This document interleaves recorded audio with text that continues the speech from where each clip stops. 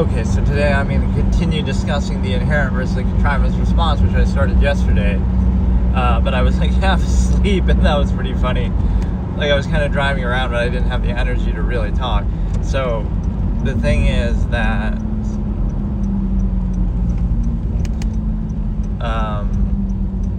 the inherent versus the contrivance response is going to be a very key topic, and it kind of raises the question on the premise, like, does truth and reality and objective basis, certainly as people who are indoctrinated into society that operates that way, but there's a few problems with that premise, right? So you'll say it doesn't matter what the truth and the reality are because we're comfortable, we have our bread and circuses, we have our technology, we have our food, right? So in that premise, it's easy to control people because, well, people have that in Rome, people have that in Germany in World War II, people have that in China right now. So that can be used as a blanket to rationalize anything. That, okay, you have some basic, zero-sum means, money, food, technology. So it becomes more about, we'll accept anything if we're just comfortable enough and give us enough overcompensations from the unqualified empirical authority means. It sort of raises the empire question, right? The privilege of empires. It's like, you want to act moral, but it's only after great immorality has been done to acquire what you have, right? So now these excesses you have, oh, look at all this land and look at all this stuff.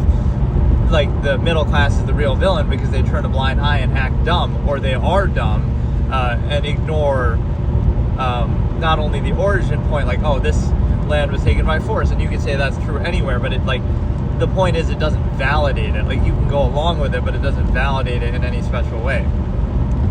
So the origin is force and something you condemn, but you still go along with it. But more pressing than that, the present reality that you're in is also overextended in ways that you would have issue with or that you would consider negative, but you just kind of play dumb. Like, oh no, they're not using child labor here. Oh no, they're not doing this or that. And it's like, but the very basis of your society is exuberant and self-indulgent, and you have all these luxuries and conveniences. It might seem valid and valuable, but that assumes an intent, right? What if you're minimalistic, right? Like this amalgam theory concept that I've talked, like, if everybody was like me, some hypothetical minimalist, now I'm not even saying myself, but then, a lot of those things wouldn't exist, right? You would starve them out the way that society tries to starve you out if you're too much of a thinker or whatever. So you kind of reverse it on them. All these things aren't necessary, right? Banks aren't necessary, they're needless, right? You hide your money under your mattress, or, money itself is just imaginary. Like, a lot of these things are artificial, so they can be useful in a certain way, but there's a difference between, conditional functionalism and this indignant, insistent, false absolute, right, gratification training that you go through as basically an animal in society, right, that you would insist upon it, and like the emperor has no closed fallacy.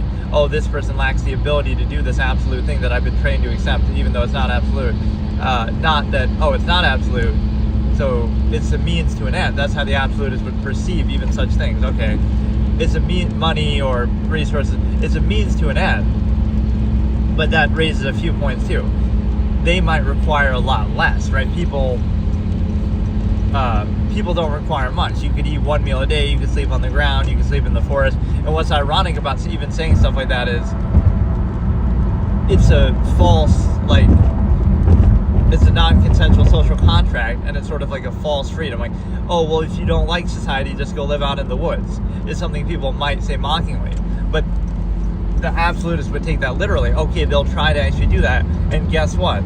Society won't allow them to do that. Oh, you'd have to first buy a plot of land, and you'd have to do this and that, and it's like, right, so it's disingenuous. Not only is it controlling everything and monopolizing nature itself and outwardly insisting and telling you what you can do and telling you all the things you can't do, but also, even if you try to not be a part of it and you don't want any of the benefits of it, you're still subject to it. Like, oh, now you're trespassing on this land, or now you're, breaking some law, but you're like, I don't want the benefits of laws. Okay, somebody could just come up and kill me, and it's like, I don't want the protection of the police, but at least let me be free out here, but you won't, right? It'll always be like, oh, this benevolent authority that's like, you're not being, there is no real choice. Either you go along with the contrivance state, or you're still subject to the contrivance state anyway. So that's why everything is conditional. Like, okay, it can serve a purpose, but we hold that accountable. Maybe it's not serving that purpose and we don't need it anymore. Maybe we get to the point where we don't need it anymore at all. Maybe, remove the need. Maybe we get to the point where, or like, again, you could do something else, like where you don't need it. So like it's conditional. You'll say, this is how a realistic social contract would work. On one side, here are the benefits that you want, and on the other side, here are the sacrifices you have to make for them. So it's like, you have to pay this tax so you get this benefit yourself, personally. Right, versus you have to pay it anyway, even if you don't want it, or even if you have nothing to do with it. Right, so like, oh, you don't have children, and you don't believe in school even, or you don't like the education system in the country right now, but you still have to pay school tax if you own something, or, like, it's this compulsory forced nature that would not be really a free society at all. That's why less is more. The minimalistic ideation is like, those issues wouldn't exist. Like, you just have less. You have, okay, you're a village of 1, you're a village of 100 people, and so that speaks for itself. Now you decide what it is that you really want to do. Right, versus, again, contrivance is benevolent in that way, falsely benevolent, but it really is outwardly insistent in this sense that, like, it controls everything, but that's not enough. It's not enough for this false absolute outward default kind of premise. Like, it's clearly outward, everything is outward, right? But it's not enough for the empire to have conquered lands and to have killed people and to enslave people, even though, again, that happens all around the world. It's not enough to do that. It's not enough that you have your bread and circuses and your zero-sum means, and it's not enough. You still need to outward insist all the more, like, oh, this is the only way of life, and this is the only absolute, and anybody who doesn't go along with it it's their inability to do it. Not that it's just an arbitrary specific contrivance, which, again, you can do functionally, you can do conditionally, but that's basically what you're saying, right?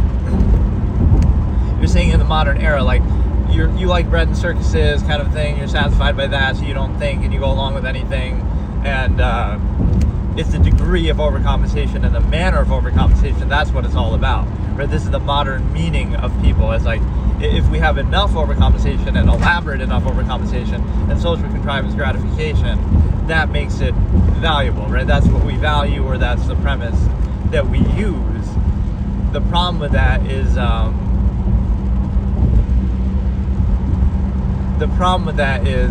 again, that could apply to anything, or it doesn't actually qualify anything. It's like, well, like what is it that people feel gratified? They'll do some zero-sum functionalism for zero-sum self-interest, so that they can have zero-sum overcompensation, bread circuses, etc. So, like, you could argue for, okay, well, they kind of have to do that to some extent, or, well, they're made to kind of have to do that in the overextended manner, but it doesn't validate anything. You say, okay, you're making 6 figures and you're a doctor and this and that. Okay, but so what? Like, that just means what? You're greedy, you're selfish, you're materialistic, you require more, you desire more, right? Even if you want to say, oh, well, they're helping people or doing something positive, it doesn't matter, because that doesn't validate anything, because, okay, then do it for free then, if you're really doing it for that reason, right? Like, the money, the zero-sum means it's dependent over standard pretense, and it's a zero-sum process, so do it either because it's worth doing on its own and it needs to be done, or you're doing it for zero-sum means, which, again, is only self-interest, only kind of a process that's just, you're doing it just to do it again. So, like, that's basically the modern meaning or value, which doesn't actually qualify anything at all. It doesn't validate you that, oh, you have more zero-sum means than somebody else. Maybe they don't value them, maybe they don't require them, maybe that makes you materialistic and possessive and shallow and selfish, and that just means you require more to overcompensate for your contrivance state that you're in. Or it just means, again, that you place value in those things. Maybe somebody else doesn't. So does that give them credit? Oh, they're a minimalist, or oh, they are at peace with less. They don't require as much overcompensation, which means their state might be much more sound than yours, right? So it's a false validation that's used, right? That, like, non-based self-interest zero-sum means, like the false meaning and means, I call it, that doesn't validate the state that you're in, right? Like, oh, I achieve a certain amount of zero-sum means in this contrivance state and take gratification from it because I'm a trained animal, right? This is the premise. And then So how does that validate it? Like, you acquiesce to a certain society and contrivance state because you're kind of forced to, pressured to, and then you're trained to kind of feel good about it, social contrivance reinforcement, right, social engineering, and then it's kind of like the credibility issue, like people seeing themselves or others as credible, but kind of selectively, myopically, right, everything on the surface level, not really thinking, not really aware of the nature of the process, but everything comes down to initial performative aspects, which are easily controlled and easily, it's kind of like the playing dumb versus being dumb thing. If you play dumb, that's bad, because then there's some awareness in that. If you are actually dumb, that's good, because there's no awareness in that. So it's the same process, people just don't want to be aware of the process. But the problem is at the higher level, larger process, yes, I'm sure the governments and corporations who control every aspect of your life, they're not thinking. They're just surface level face value, and you don't have to think too deeply about it, right? Not that you're ruled by omission or they carefully curate what you see, right? So that's the issue with it. You'll personalize to the individual and say, oh, look, this individual looks like they're not putting up the right performative aspects that we're normally controlled by, so that's bad on them, right? Some random individual. But you won't see that, oh, the larger process of corporations, government, etc., will have that on the surface level of the performative aspects that you want to see, but not the reality underneath, that, oh, they won't show you the parts that they don't want you to see. So it comes down to that level of curation or selective myopic framing, which again might be satisfying to compete over that for people, like, contests of contrivance. We all know what we look like naked, but we got to compete and hide that and conceal that and selectively use it for benefit and whatever. Like, we all know what we look like, but you're an initial-minded sheep controlled by the reactionary basis. We all know the nature of a process, or again, the human variable, that people can do anything at any time. You can use your mind, you can think anything, you can say anything, but yet we still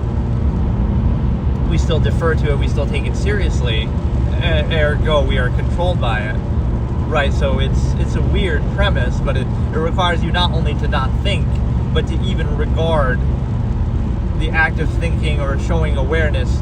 You're not aware yourself, so awareness of a process is itself negative, or it's responsible for the process and it's projected as the process, right? Like, so if you're a mindless person, you go along with, oh, whatever's shown to you, whatever you see, that is the total reality.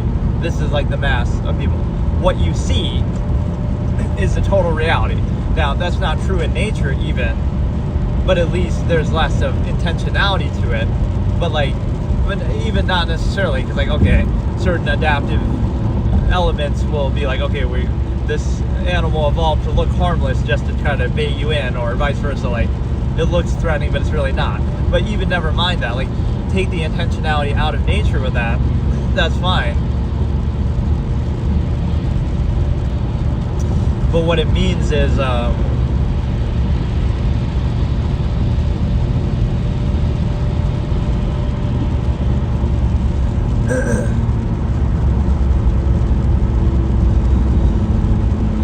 you take it at face value, but that doesn't tell you the whole story. In nature, right? Our understanding of science versus just if you were just looking at the same thing, you wouldn't know all of the process that goes into it, right? Same thing with people, but with people and society, it's even worse because there's a lot more intentionality. The reason why this thing is presented to you in a certain way is like so that you'll accept it. It's like, oh, look, the government's explaining something to you or presenting something to you, but they're doing it in a way to kind of euphemize or make it seem better, so you go along with it. Or again, corporations and ads and stuff like that, or even social contrivance. So everything is performative in that way. So to take it seriously would really require you to be kind of a brain dead, mindless sheep, because how could language is invented? You have to learn language. So like, oh, this person being authentic or genuine with the language that they learned, in a society that they've been indoctrinated by, in a social structure that has all these incentives, and like, it's not something that you would take really seriously or at face value, because all those steps that you ignore and I guess take for granted, they are artificial, or they are right, they are created, so they're not inherent. Like, it's just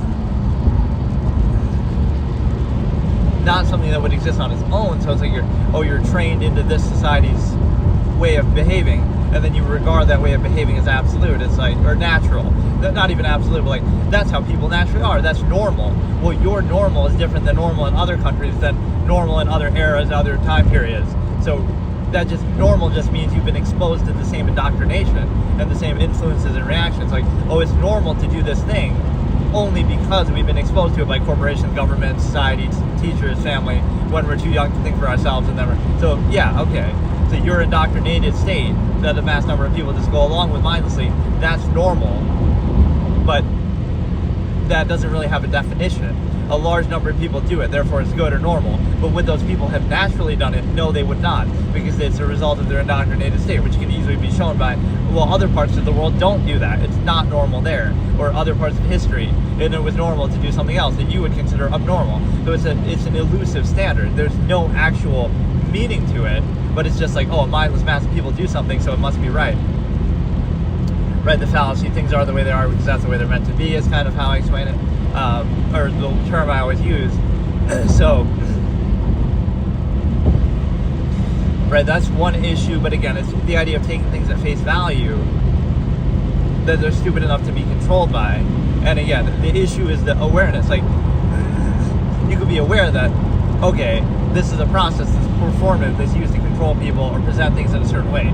But you, in your mind, which is, again, the human mind is capable of thinking things that are unrelated or, beyond their physical initial state. So that's a bad thing. That means you're fake, because like, oh, look, this person showed awareness of this state. They're thinking, they're self-aware. That's a bad thing. That means they're being fake, or that they project some incentive to it. When really it's kind of the opposite. That like, despite that initial state, their mind is free and able to think about other things and, to be self-aware. Whereas others would be all tied together. So there's a lot of placeholder overcompensation necessary, but it really is a projection of the observer. Like, it shows you not only are they not self-aware, but they're so controlled that everything is seen in false duality of nothing else could exist, right? It's that, oh, it must be zero, like whatever the structure is, like either stimuli acme projection is common or zero-sum means projection. Nothing else can exist. There can be no measure, no intention, no nothing, right?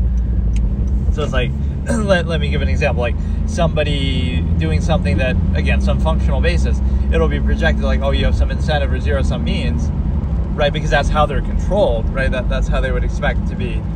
But what if it's not that? Oh, they're only doing those zero-sum means as a bare minimum just to survive. Or they're doing it for amalgam theory, they sacrifice it all. Like what about that level of nuance? That it doesn't matter, right? It cannot exist or has to be kind of paraded around. So the thing is that you basically put yourself in a position where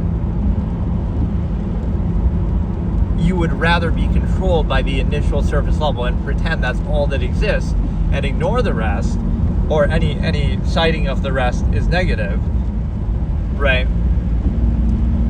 On the initial individual basis.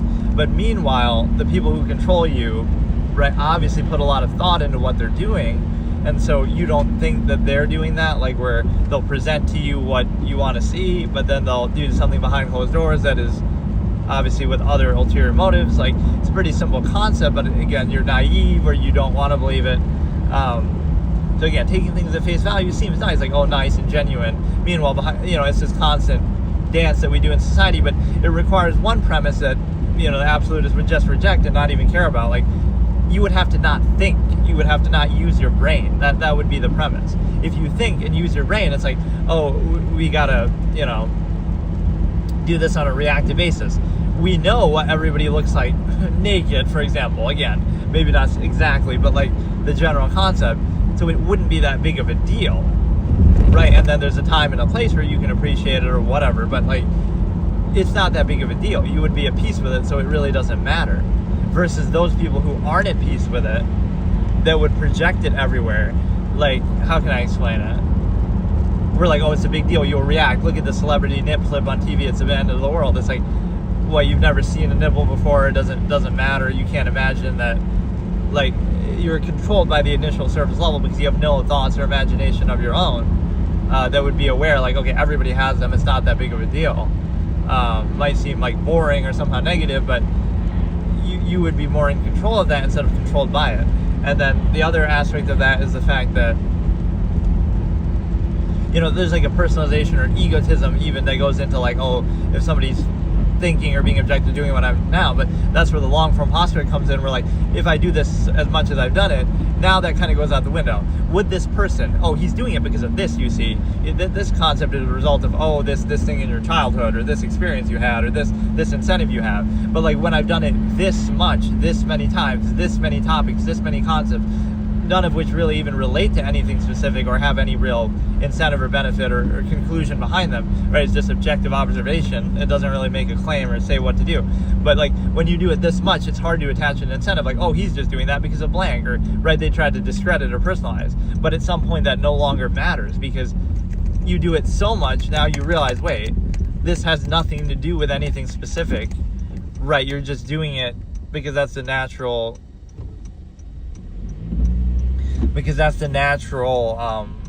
thoughts that you would have, or again, objective observation that you could have. So like people aren't at peace with the process, so they project everything. They're always, again, projecting an incentive in two ways, right?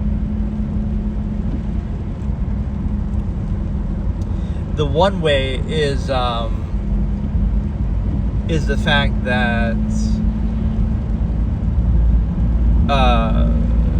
to like be controlled and to control others. So they're not at peace with their own highly controlled, contrived state.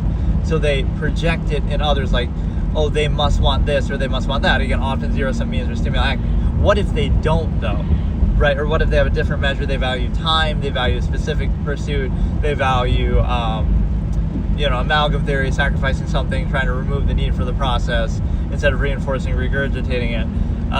Those things cannot exist. So this is where truth and reality don't matter. What matters is the need of the contrivance state to reinforce and insist upon itself, such that it'll project and self-fulfill something that way.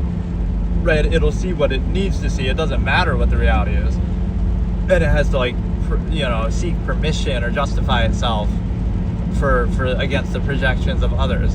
But again, what happens there is people in the human functions, half-mass state, they're not at peace with their state themselves.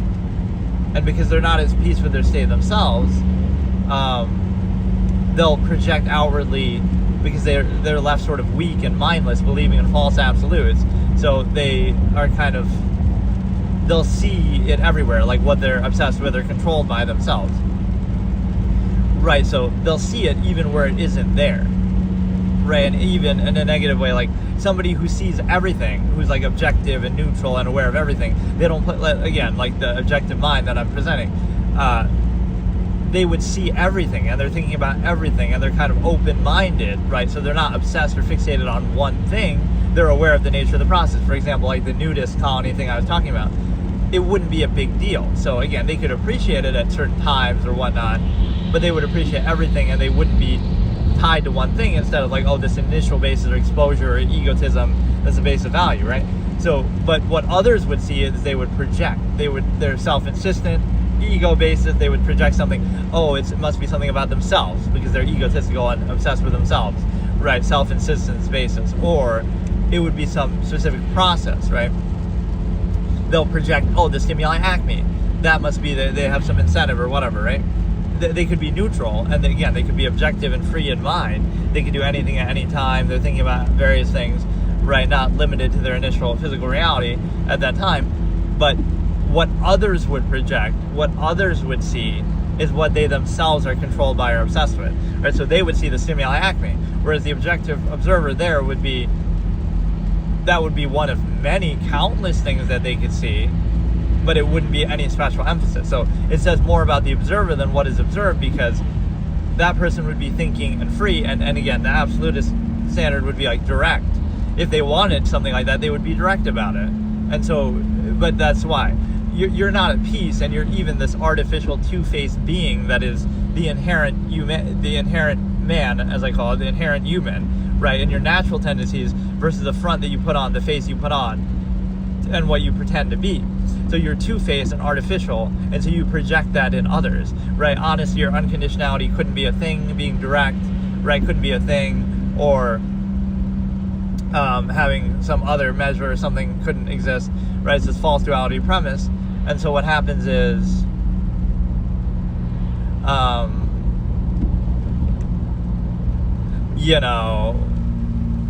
neutrality or non, as I call it, is a negative because it's projected onto that, right, what they themselves are controlled by. So they're controlled and obsessed with the stimuli acme, so much so that they base their whole life around it, so much so that they have all these preconceived notions of propaganda. So they see it everywhere, even if it doesn't exist, even if it's not there, even if it's a limerence siphon, they would see it there, and that's kind of, part of the point of it.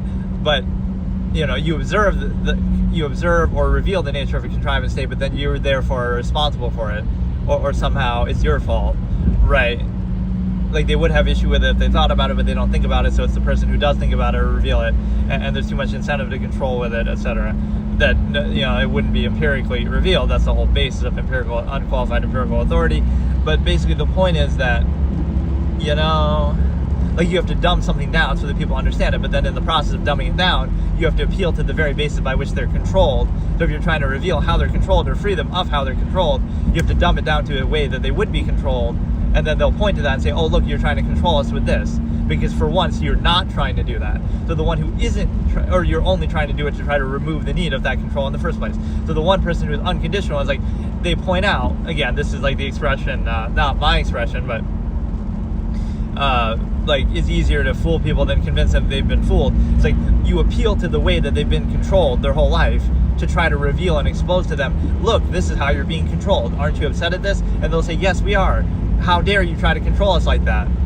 But they're not seeing that that's the same process by which they're controlled in general. So they'll specify it. It's your fault for revealing that, not the fault of that same contrivance state that they're in for doing the same thing, right?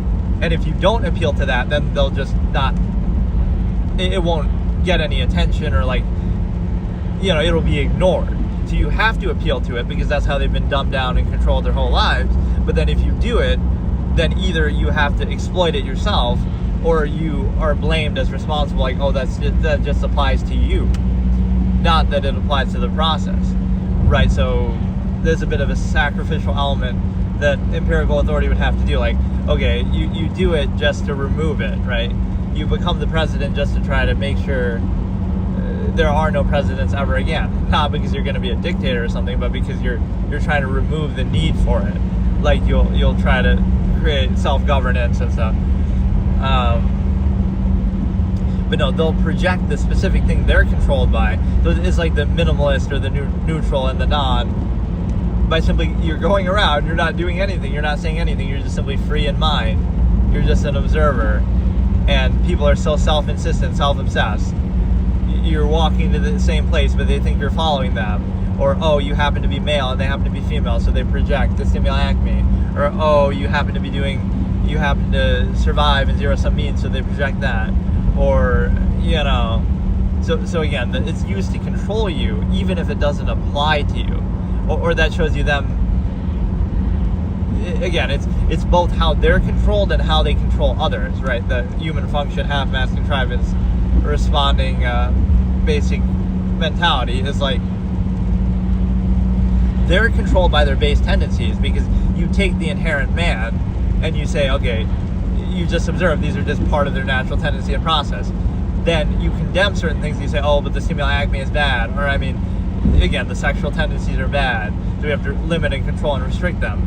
But then you're controlled on behalf of that, in part, and you're controlled on behalf. So you're reduced to a half-mass state, and you're controlled on behalf of those things. What if those things don't apply to you, however?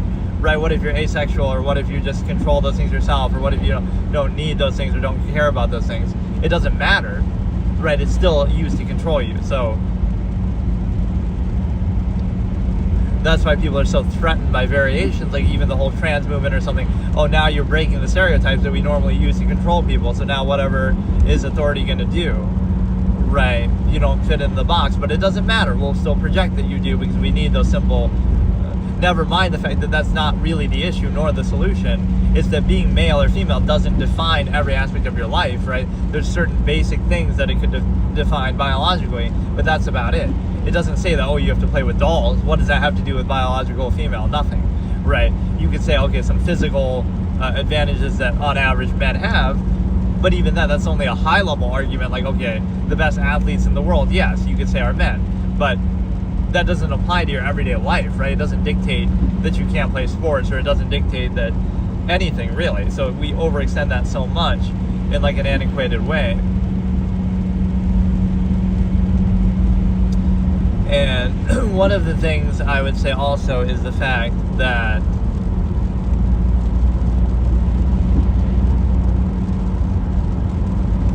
everything is like egotism and personalized, so there can never be a measure like, okay, let's say you're an absolutist, or what I would present like amalgam theory.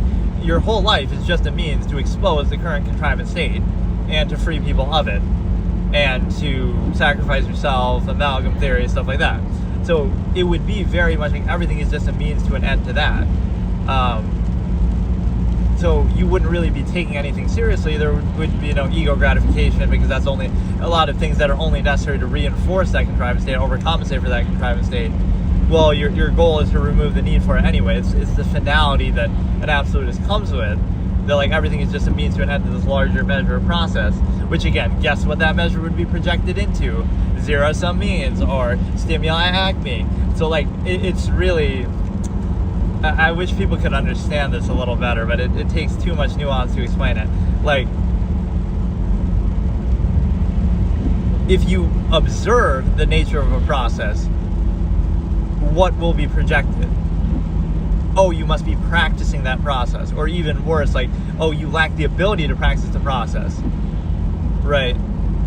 So you can't observe the process, you can't be separate from the process, you can't seek something to do something else, you can't remove the need for the process, you can't be aware of the process, none of that, right? So like either you do the process or you lack the ability to do the process, right? Like the stimuli acme is a good example, right? Somebody couldn't simply be at peace without it. Like, okay, maybe they just don't care about sex. Maybe it's that, and then it turns into ego gratification. Oh no, they just lack the ability. They lack riz. They lack game.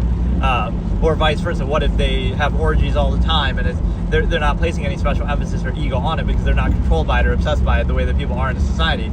But it's not that, oh, you're obsessed and controlled by it. It's that, oh, they lack the ability to do it, or oh, they just haven't found true love, which is, again, just a telltale example. You're being controlled by something. They would just treat it, let's say, as the inherent process that it is. It just is. You can do it, you cannot do it. Again, consent being obviously the common denominator, but like, it's not even about that. It's like, they might not be obsessed with it. They just don't care. They remove the need. They take care of it themselves, or they're orgies. They're free. They don't define their whole existence and reality by the stimuli acme the way that you do in society, because you're controlled by it. So that's the whole irony, is like the person having orgies and the person taking care of it themselves, or the person, never doing it at all. All three of those, they would be at peace with the process and not controlled by it, because it just is. They would just do it, and it just is. Versus, it's love, it's meant to be, you base your life around it, you struggle with it, you're controlled by it, you obsess over it, right? Like, that's the issue. By posing as a false absolute, you actually reduce it to something less than a half-man state in a way that you're controlled by. And so,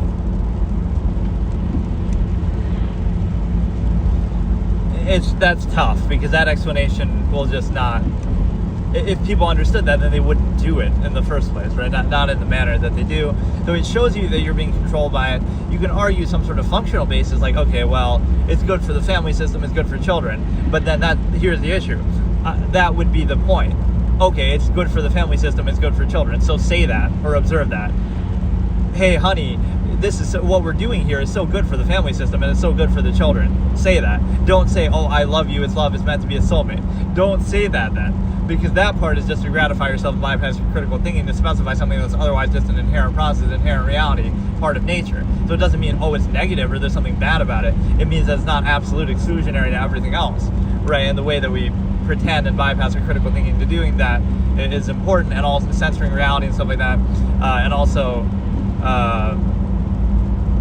kind of like the exposure fallacy. It's like, oh, you spend all your time with that person and you wouldn't spend time with other people, so you're giving them opportunities to do things that you like, oh, you have feelings for them, or blah blah blah. But that same thing could come about if you spent an equal amount of time with somebody else, right? So you sort of are insecure about that, like, oh, you can't be friends with people of the same gender, otherwise, oh no, that's all it would take.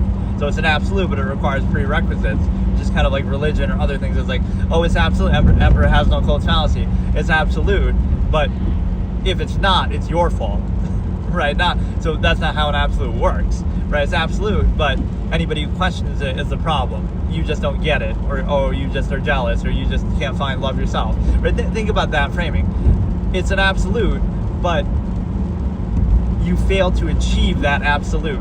So it's conditional on you or like something.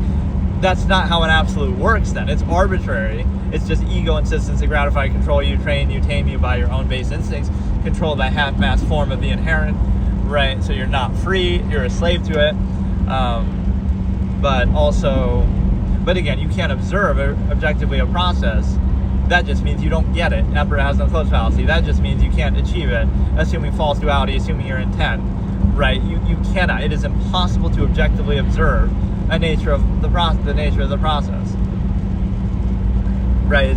That's part of the defense mechanism, false duality projection.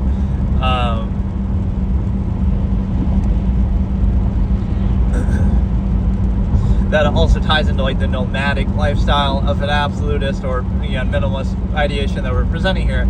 Like, so you would be free. Like when you stay in one place, people take you for granted, or whatever, exploit you and stuff like that, or like those nearness or relations. Or you could turn it on that and say, oh, I'll exploit the kindness of everybody everywhere I go and go town to town.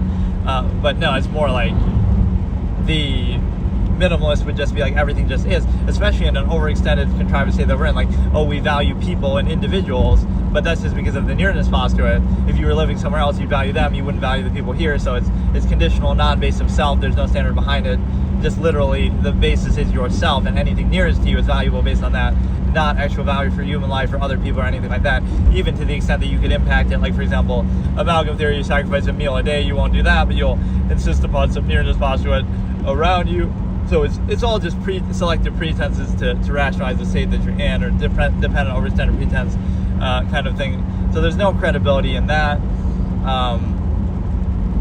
But getting back to the one projection point that I was making is the fact that, it's sort of like this tame, trained animal thing, though. Like, you're in one place, you have a house, you're in one area, and it's like, that seems to be desired, I guess.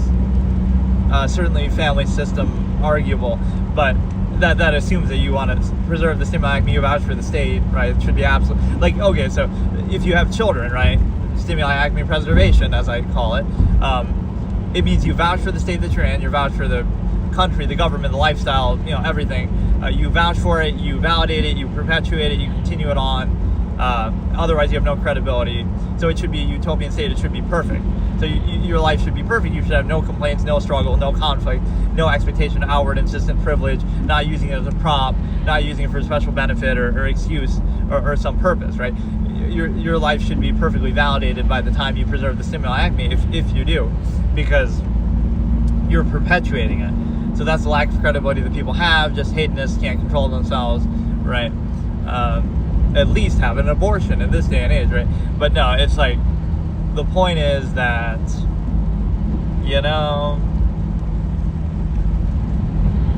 the element with that comes back around to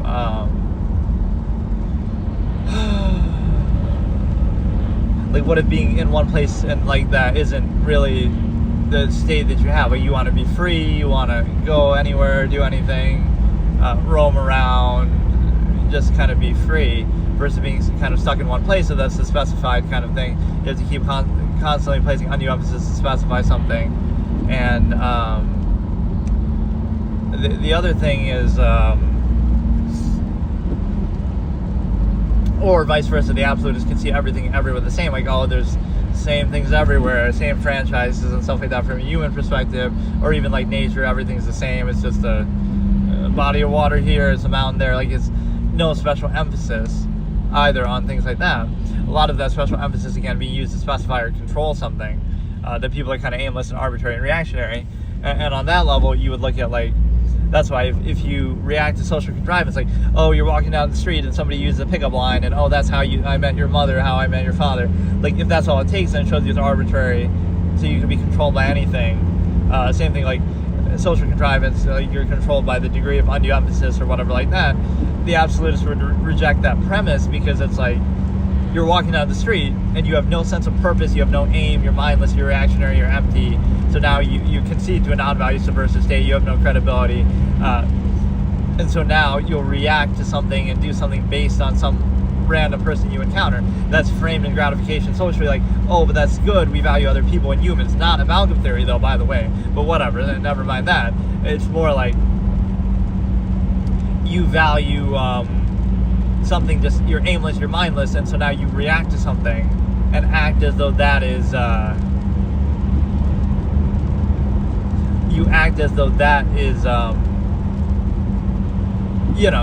you're placing value in something just because you happen to be exposed to it in a reactionary way. So those who control your environment control you, but then you think it's your own idea or whatever. It's like, so that really is what it shows. If you react that way to a specific person or thing in your environment, right, randomly, arbitrarily, it shows you have no aim or measure or value yourself, right? You have nothing.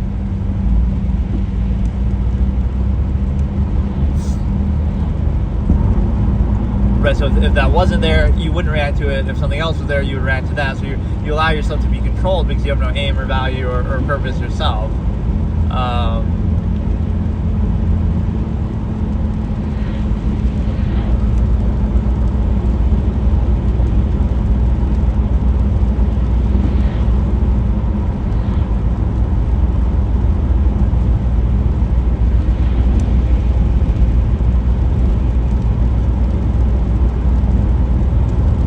Again, but then those same people would be mindless sheep, slaves, treat their indoctrinated state as a default, outwardly insist upon it as though it is a default.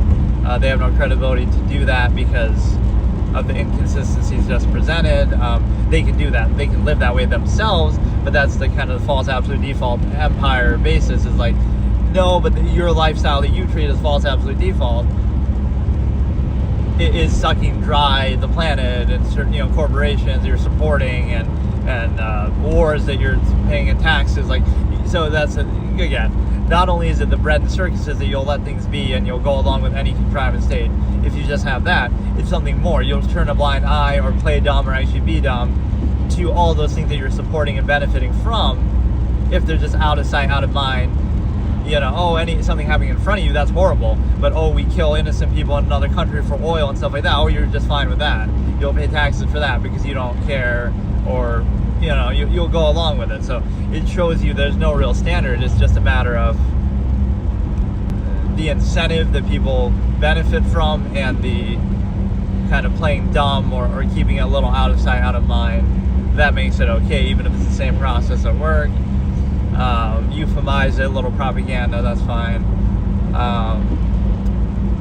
It all relies on the fact of people not being aware of the nature of a process. So basically, of people not thinking, because if they think, then that doesn't work, right? So, but again, part of it is they want to be controlled by it, or that's associated with some benefit, some zero-sum means, or something. So the thing is, too, like, everything is projected, right? So if you present to somebody, it's kind of an interesting way to show it. Like, everything is projected. So, like, let me explain it. Everything is controlled, and people take that for granted, right? Like, you need permission to do it, or you have to, like, you assume that. There's, like, a cynical projection. So when that incentive isn't there, what happens? Now it's like, oh, look, they lack the ability to achieve this incentive. They're not doing the social contrivance that's normally associated with it. What if they don't have the incentive? They don't want anything, right? What about that?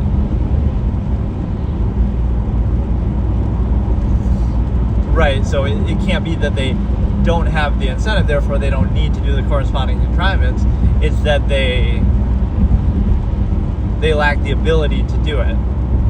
Right, or it's projected on it. So the same process would be bad, and the defining factor is, it's good because they socially overcompensate for it. That might seem cute or gratifying to you, but that basically means, so it would be bad in your own view, your own opinion,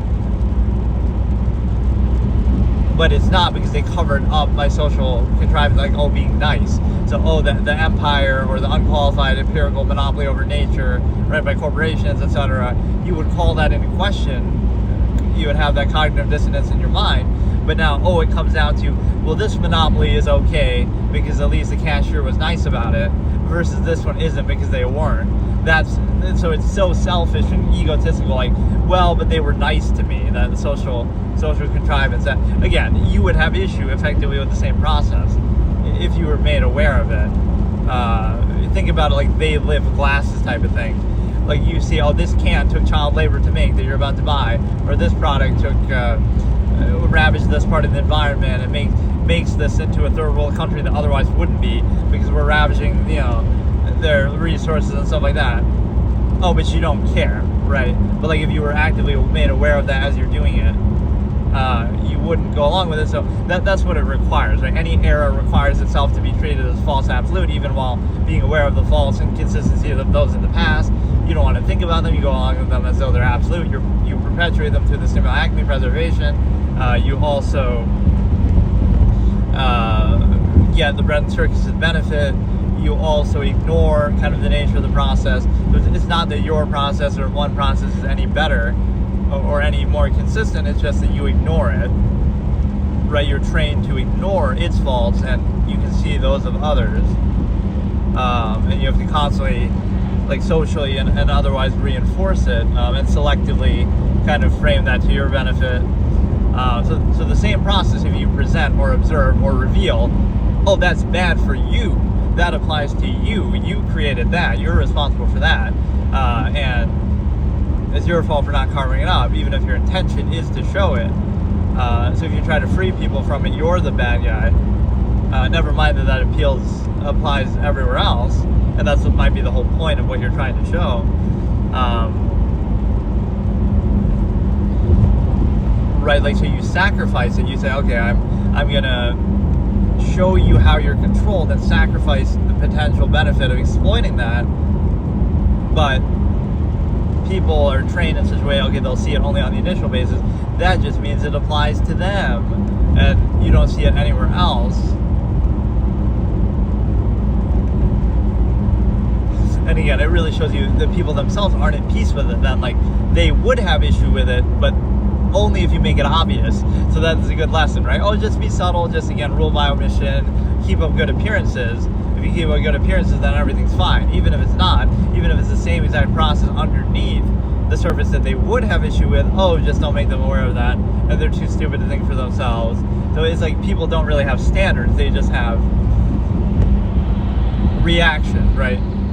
If something is made very obvious to you and presented to you very clearly, then you'll have issue with it. So it's like they'd have to argue against themselves, and then you would dislike them. But by your same standard, you would have issue with it if you were made aware of the process, or more to the point, if the process wasn't overcompensated for.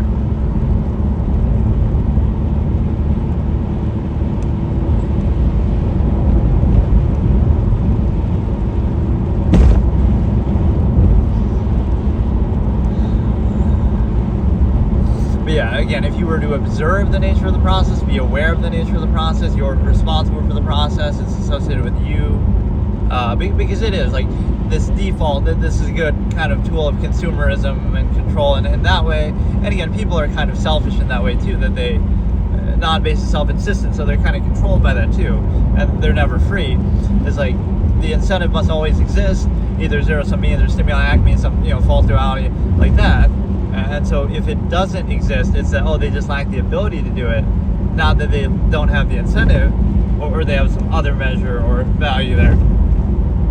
That they, want the process to speak for itself, or they're trying to remove the need, right? They want people to be free of it. None of that can exist.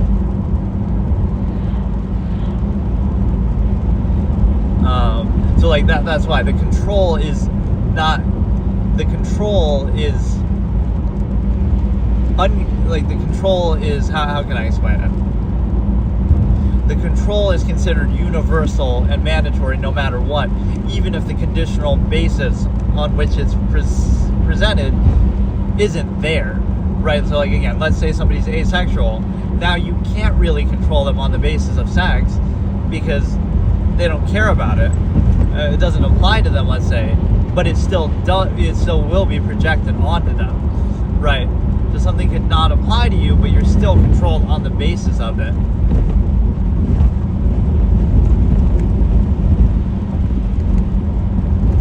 right? Like there's certain expectations. Oh, you should hold the door for that lady, but why? You don't have any. Oh, then it's projected like, oh, what you think it's only because people want to have sex or something like that, or some chivalry is veiled in that, even though that is the origin point dependent over extent or pretense of it. But since it doesn't apply to you, it's projected onto you. It's kind of ironic, right? Because they're false duality coping. Nothing else can exist besides the false duality of either doing that process or failing to achieve that process. Not that that's not the only process that exists or that anything else could possibly exist. So the one understanding there is that the one who it doesn't apply to or who doesn't want that, who's unconditional, they're blamed and projected because of one of two things. Either the incentive of others to exploit that is so strong that it makes them look bad, then like, oh, that everything is based on that, or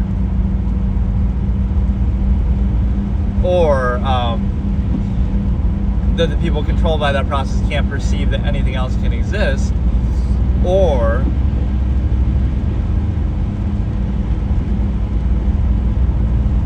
so the negative is the one who would want people to be free and not controlled and have the choice, and the positive is to those who preserve the process mindlessly, hedonistically, no thought, no measure, no standard, not at peace with the process, not vouching for the process, but still perpetuate the process, and there's some sort of gratification, and like, well, they struggle against it, so that's good, right? Like some gratification in the struggle that you actively create yourself by not removing the need, is, a net negative, self-created, so you're perpetuating a flawed process that you uphold yourself, that you don't vouch for, but you carry on. So it's kind of, you might think, oh, it's defeatist, but it's kind of high standards that you wouldn't perpetuate it unless you really get it to the point where you do vouch for it, so instead of, again, mindless overcompensation through exuberance and really no standard behind it at all.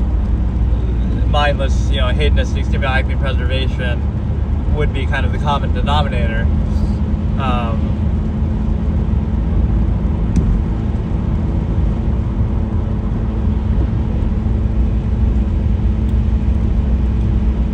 Again, standards cannot exist, objectivity cannot exist, everything is just a tool of reinforcement of a contrivance state, but again, that's established by people, that's arbitrary, subjective, inconsistent, not absolute, at least, so you could choose to do it, but kind of not overextend it, and so non is a negative that exposes the contrivance state back. Projected fallacy, inability to achieve it, not that they're not trying to achieve it, the non-ego basis, right? Amalgam theory, the human family, right? It wouldn't be like that. So, but there's an incentive, right? The specific incentive versus everything. So like, oh, you value all people everywhere, that'll be framed as negative towards people around you, like because they want special treatment. That's the simplest way I can explain it, but it won't really have much resonance, I guess. Because like the worst thing people can do is think themselves to be credible. Like your perspective is impure, and that might serve some selective benefit to you in your life, sure, but it also is used to control you in virtually every way. Appeal to your ego, and then appeal to your ignorance, your limited perception. You place special emphasis on that, instead of really what the objective mindset would do is kind of counter that. Oh, you know that you only value that because, oh, you're familiar with it. So you would counter that and then realize, okay, there really is nothing special about it. And now let me look at things based on the standards instead of based on, again, your familiarity or lack thereof or anything like that on it. So now you have...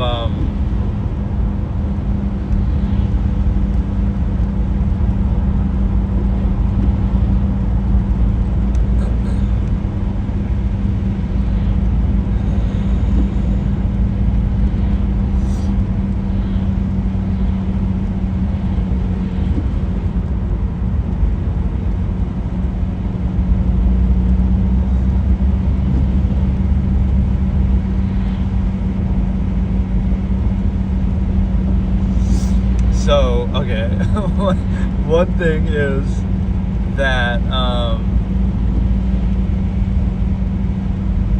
let me try to explain this, okay.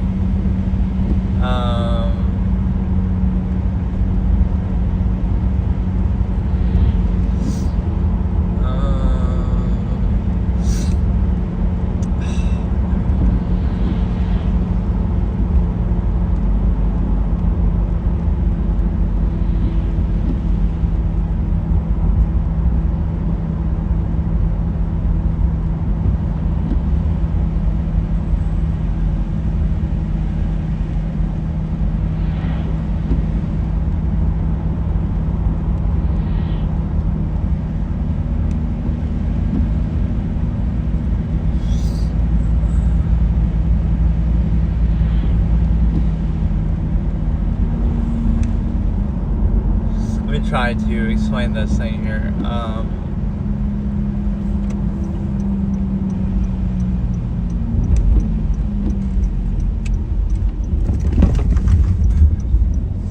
Right, it's the selfishness of specifying something with the pretense of valuing people. If you truly valued people, what about amalgam theory? What about sacrificing? Oh, that's too inconvenient. But oh no, what about the exuberance in your dependent or extended specified contrivance state? It's it's disingenuous, but it requires that sort of selfishness to turn a blind eye and the egotism. And again, it wouldn't be selfish if you didn't pose the premise yourself as a pretense to control things. So right, this is how humanity works, right? Or society or whatever. It's kind of like you have I should get rid of this thing. But no, it's like you pose a false absolute standard, you pose a pretense to control things. You say, we're doing things, we're going to do this by force. We're going to tax you, we're going to control everything, we're going to, do this cause or have the structure, power structure, etc. We're going to do it for the sake of people because we value people. Don't you value people? If you don't value people, you're a bad person. So that's why we can force it upon you in a benevolent way. Okay? But it's only a pretense. That's not really something that they value. Right? And the reason why is because, what if you hold it accountable? Oh, that's bad. We can't do that. You're just crazy, right? If you truly, what if we sacrifice our very way of life and all the luxuries and exuberance that we have for, again, feeding people in a third world country, or even the very lifestyle that sucks dry that same country, and a lot of our resources that we use as a luxury that we feel gratified about? What if we sacrifice all that for the benefit of others? No, you won't do that. You don't really value it. Don't you get it? You just don't get it. You're stupid. You have some psychological condition, right, for actually holding accountable the pretense it's used, right, to control everything. It's just used as a pretense to control everything, but now let's indulge in exuberance now that we do control everything, right, because we don't really care about that. We're just using it as a pretense. Right now, the end result is, dependent over extended pretense, zero sum means. Right, it's selectively applied, a false absolute pretense to control everything, but in practice, you don't really care about it, right, and you selectively apply it. And so,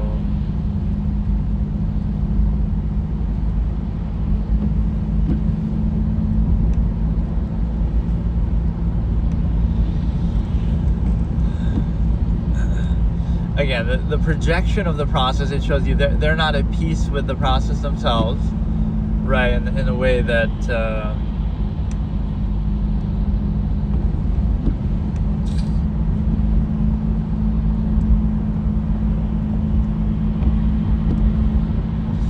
that, like, again, human functions who are contrived, indoctrinated, they're not at peace with the process, even though they treat the process as absolute, don't think about it unquestioningly, outwardly insist upon it, treat it as a false absolute default.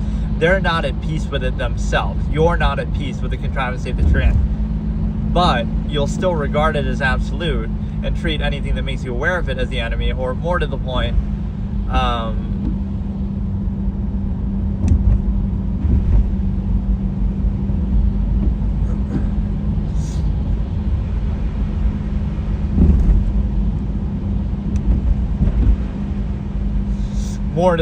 it would be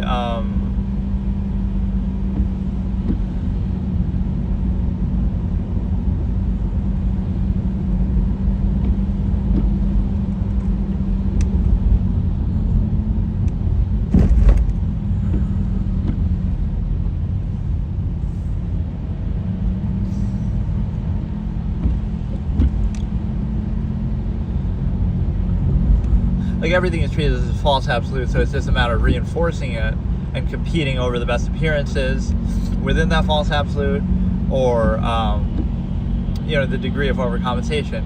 Not that it isn't absolute, again, exclusive to everything else, just that anything else could even exist, right, that seems like negative. Not that, it would need to tear that down, it's just that it would feel threatened and insecure, like, something else can exist that doesn't have the trappings of contrivance,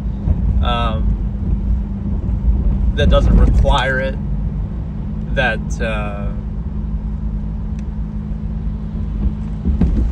there's one other point I wanted to make with this, but I can't remember exactly.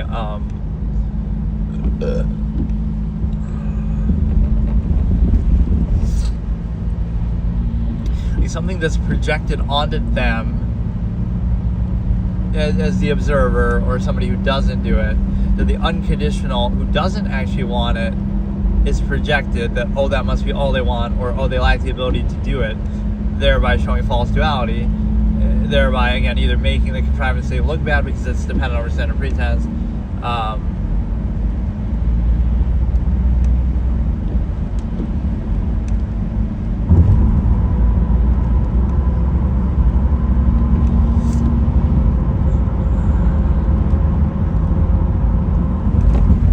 so the defining thing is really the selfishness associated with that.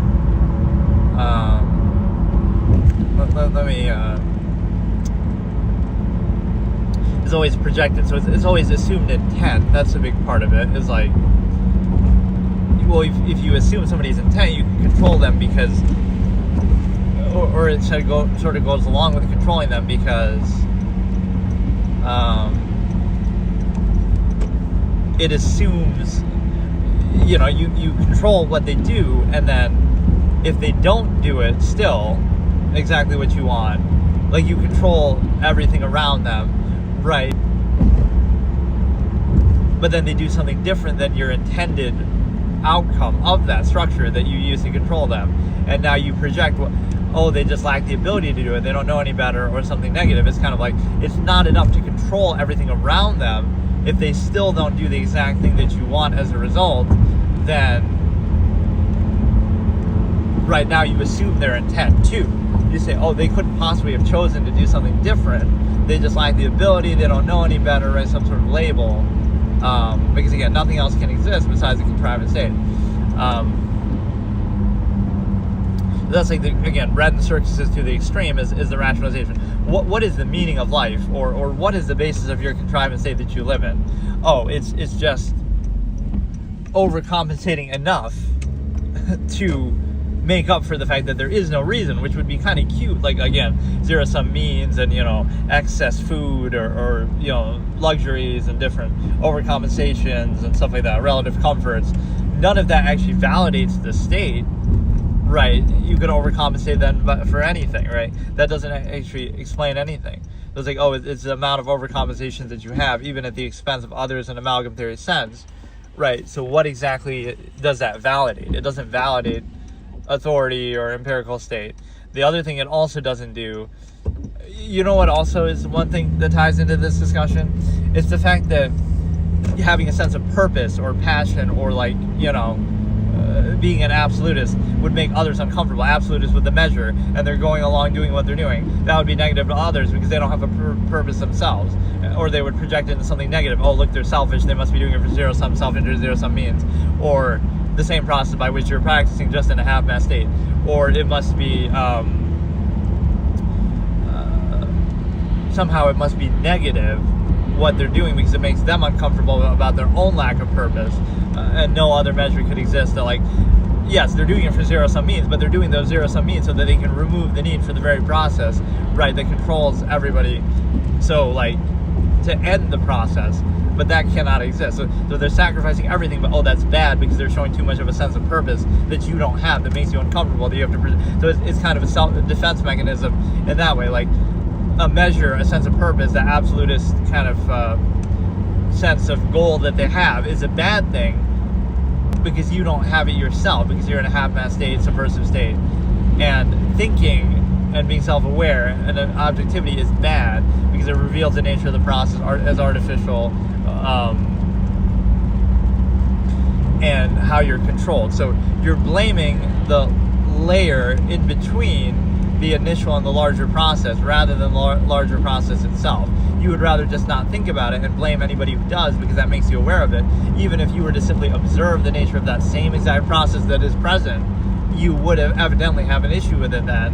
It's not even assuming that you could have an issue with it, but if you didn't have an issue with it, then the absolutist in between, who simply shows awareness of the process, wouldn't be an issue to you, or simply has a measure wouldn't be an issue to you, right? So having that sense of purpose is a bad thing, and thinking is a bad thing, not just the process itself is a bad thing.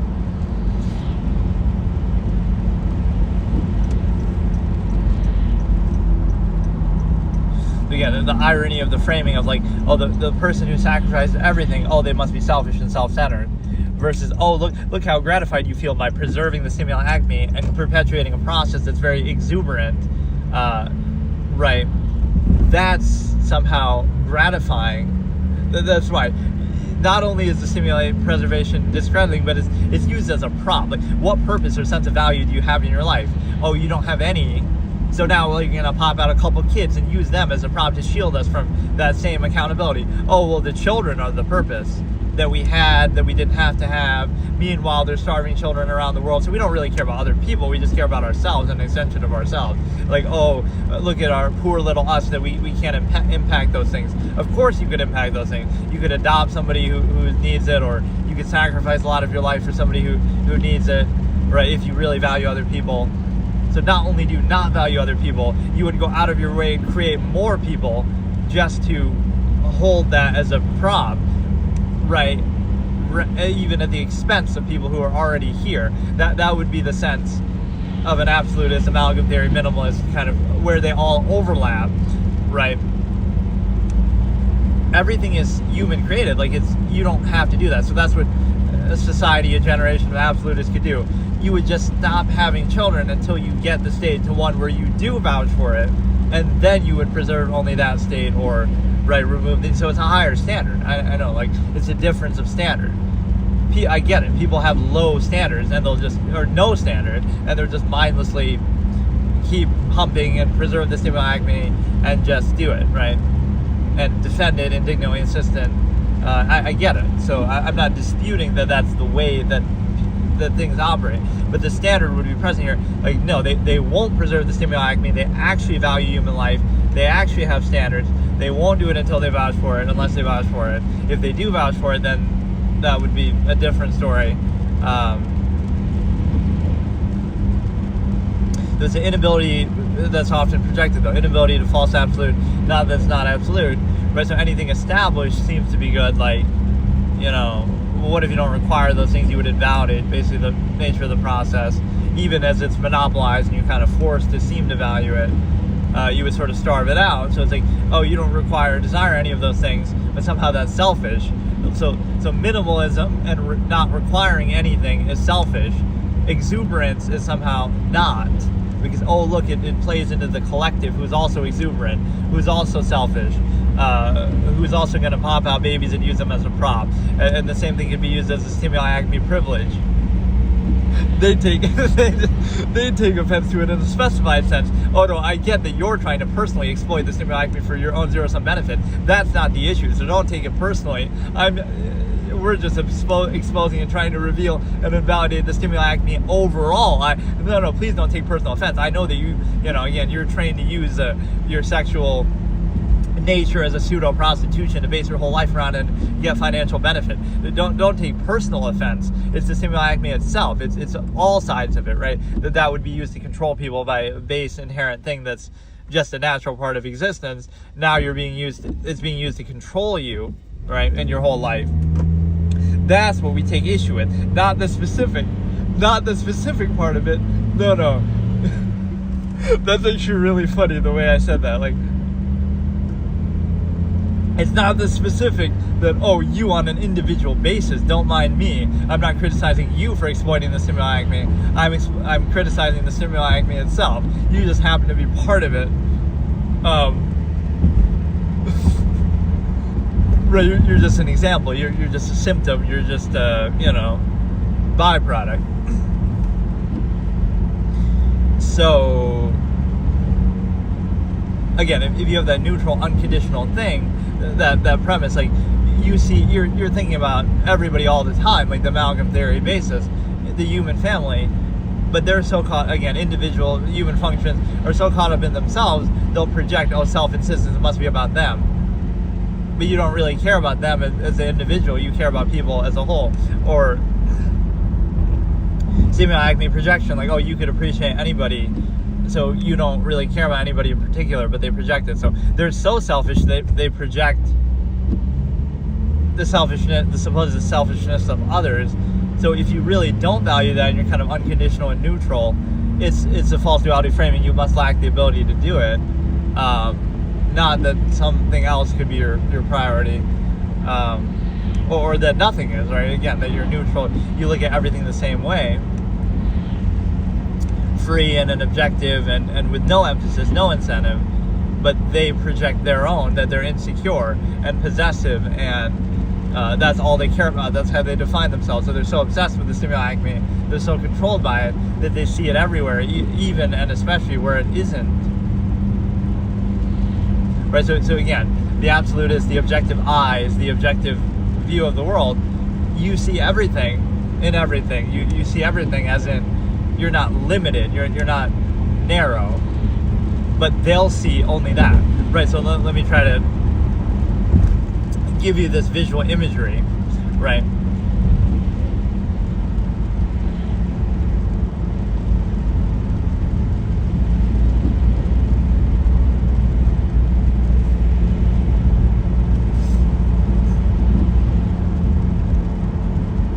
First of all, one thing I forgot to mention is like the projection of zero-sum means like, oh, everything is for money, but like the degree of how much you desire, how much you need to overcompensate for that flawed contrivance state. It's like, I have this absolutist phrase from a character in one of my short stories, like, what would it have been if you didn't have these zero-sum means, like, oh, from your parents or something like that, right? It would have been bad for you. Like, how would you have been able to survive the contrivance state without some supposed privilege, right? Right, supposed benefit that's used, like, held over your head to try to validate through means validation. The same kind of authority of dictatorships kind of use the same thing, right? We already control everything, so what would you have done without us? Kind of even though we create the very process that you're being controlled by, that you also defer to, right? Very, very flawed premise, but it's often used, right, without thinking about it. What that would basically mean and amount to is the fact that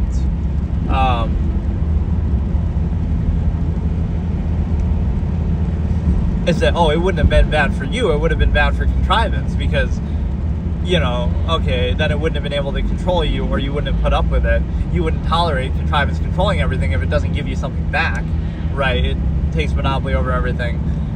So those two are kind of tied together. The bread and circus element that is used to control you. So again, means validation.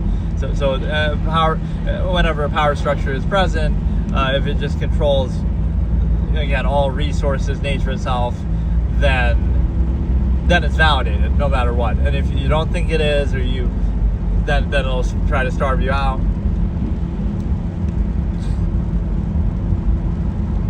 So the two are tied together. That's why means validation is very bad, because, oh, it means you're a loyal servant of this era of contrivance and power structure. That's what it means to have significant zero-sum means. No doubt you might have some skills and talents and hard work to go along with that. I'm not questioning that. I'm just saying the specific means validation of an era doesn't validate anything. It just means like, oh, you're good at this thing, right? You're a surgeon. Okay, good for you. But you could use that surgery in service of something other than that contrivance state.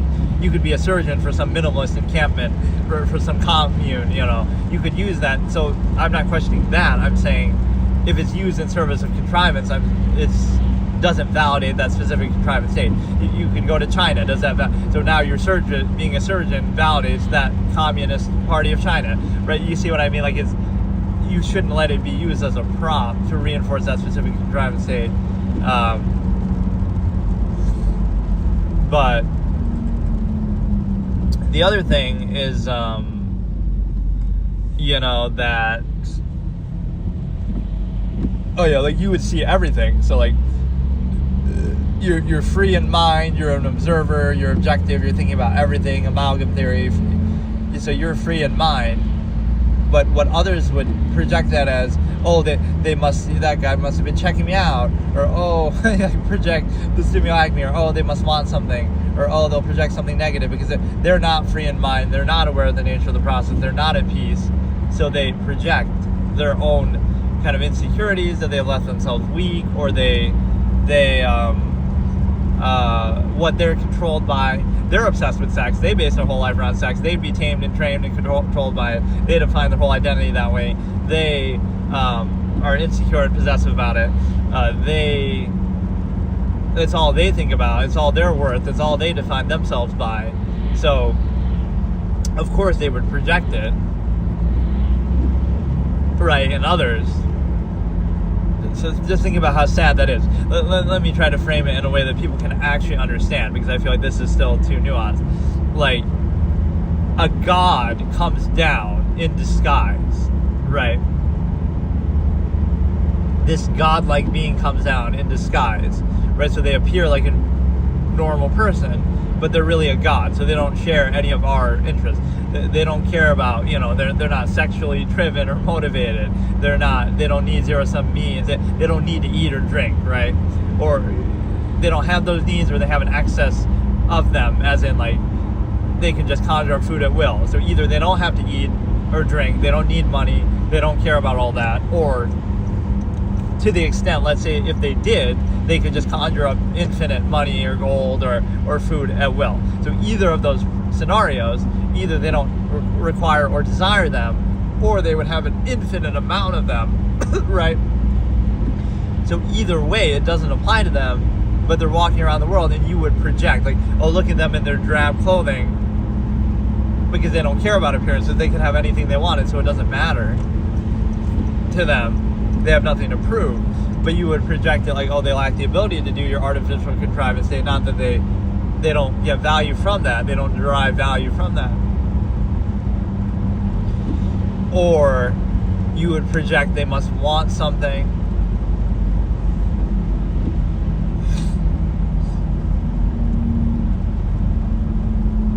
Right, they must want something.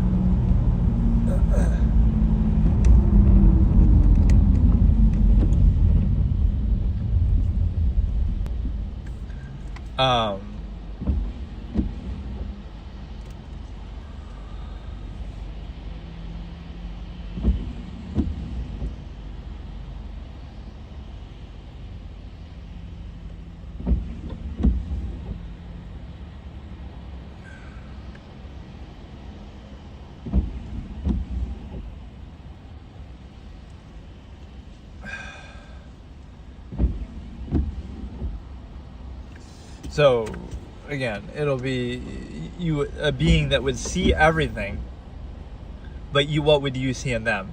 They're just walking around, minding their own business, but you'll project, because they don't put up performative aspects, they don't have anything to prove, they don't have anything to hide. So you would project, oh, they must want something. Oh, they must lack the ability to do this or that. They must lack the zero-sum means that you value. They must want something. They must, you fear some negative projection, because they're not putting up the front that you're normally used to, that people would put up to necessarily justify that or hide that, right? Because they don't have that intent, or they could do anything, they could hurt you, but they don't want to, they don't care to. Or if they did, then they wouldn't make it obvious, or they could do it as a snap of their fingers. So, like,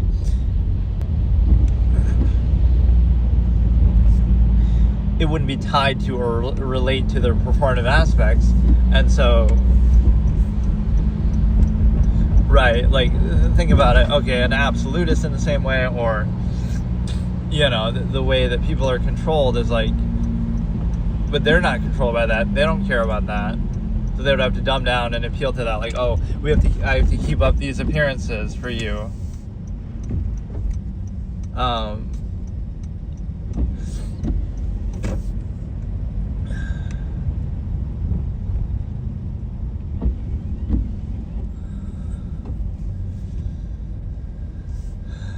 It's kind of like the difference between going along with a conditional contrivance, say this arbitrary, imperfect, set in motion by subjective, flawed, imperfect people, through force, through things even that you would condemn now in retrospect.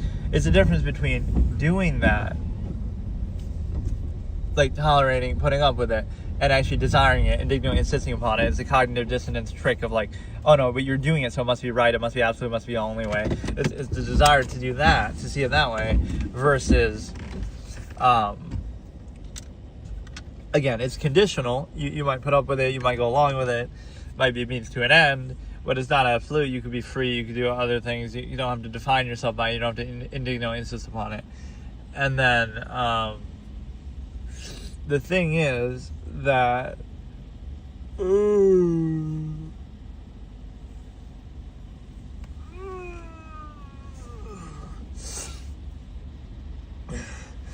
Yeah, think about that. A god comes down in human disguise, and they see everything, they're aware of everything, but you would project, oh, they must want something, zero-sum means. Or, oh, they must want something, stimuli acme. Or, oh, you project some negative intent. So it says more about you than it does about them. All of those things could be part of their awareness. All of those things could be part of their potential, but they could do them at any time. Just like you, as a free human being, you could do anything at any time. But you would be aware of it and choose not to do it versus, oh, you're not aware of it. That's kind of the difference. That's the initial mind, right? It's like, you can't control yourself. You're not aware of the process. You're not at peace with it. You're not free. So it's more like, oh, if somebody showed you a naked picture of somebody, oh, now you'd be thinking about sex. Now you can't control yourself. Versus you could think about that at any time if you wanted to.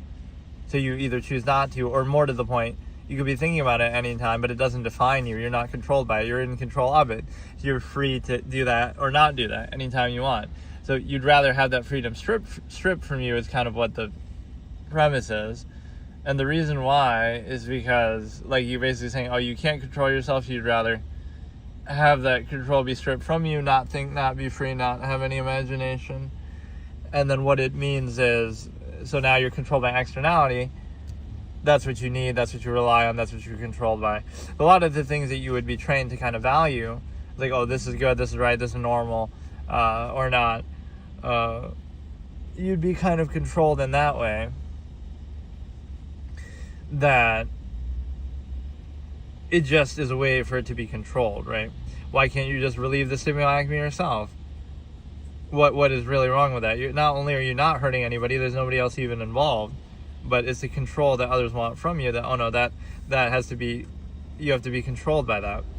You're on a deserted island, you're living by yourself, there's nobody else around, and you relieve the stimuli acme. How is that possibly hurting anybody else? There's nobody else even there. Right, but it's this premise that you'd have to somehow justify yourself. You should feel bad about doing something when nobody else is even there, nobody else is even around, nobody could be being hurt by it because there's nobody else even there. So it shows you the, frivolous nature of that. It's one thing to conditionally kind of defer or account for other people or something like that, but when they're not even there, right? So pretend you're the last person on the planet. Now, do sins or crimes or anything go away? Like, so they're not inherently, again, absolute in the way that people treat them, like, oh, it's just a good thing, it's the right thing to do. It's conditional because it's conditional on other people. And so that's fine. You can account for that, but it's like, there's no inherent meaning to it because it's just a way to control you. So, and there's a tremendous incentive in that. So that's why the projection is like the last defense of that. The stimuli acme privilege and, oh, the benefit. Like that's the only thing that they're worth. That's the only thing they value. That's the only thing that's how they define themselves. It's like, what if somebody just doesn't care about that? But, oh no, it must be projected, oh, the lack of ability to achieve it. Not that they don't want to achieve it, not that they don't want it in that exact way, the controlled way of society. Like that's an amazing way that people are trained and tamed by their own inherent hedonistic quality, because you appeal to their own self-interest in that way, but you trick them into it's false absolute to specify at a half-mast.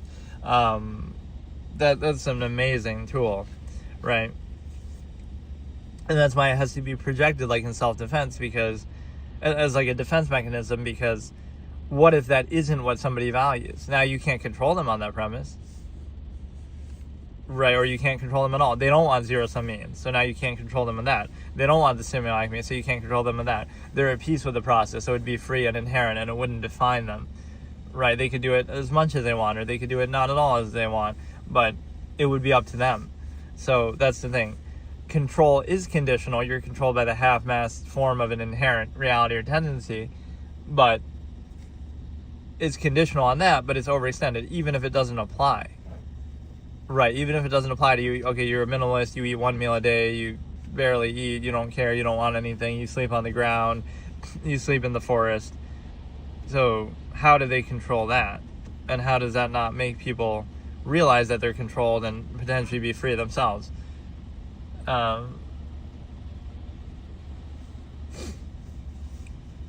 And the way that happens is it's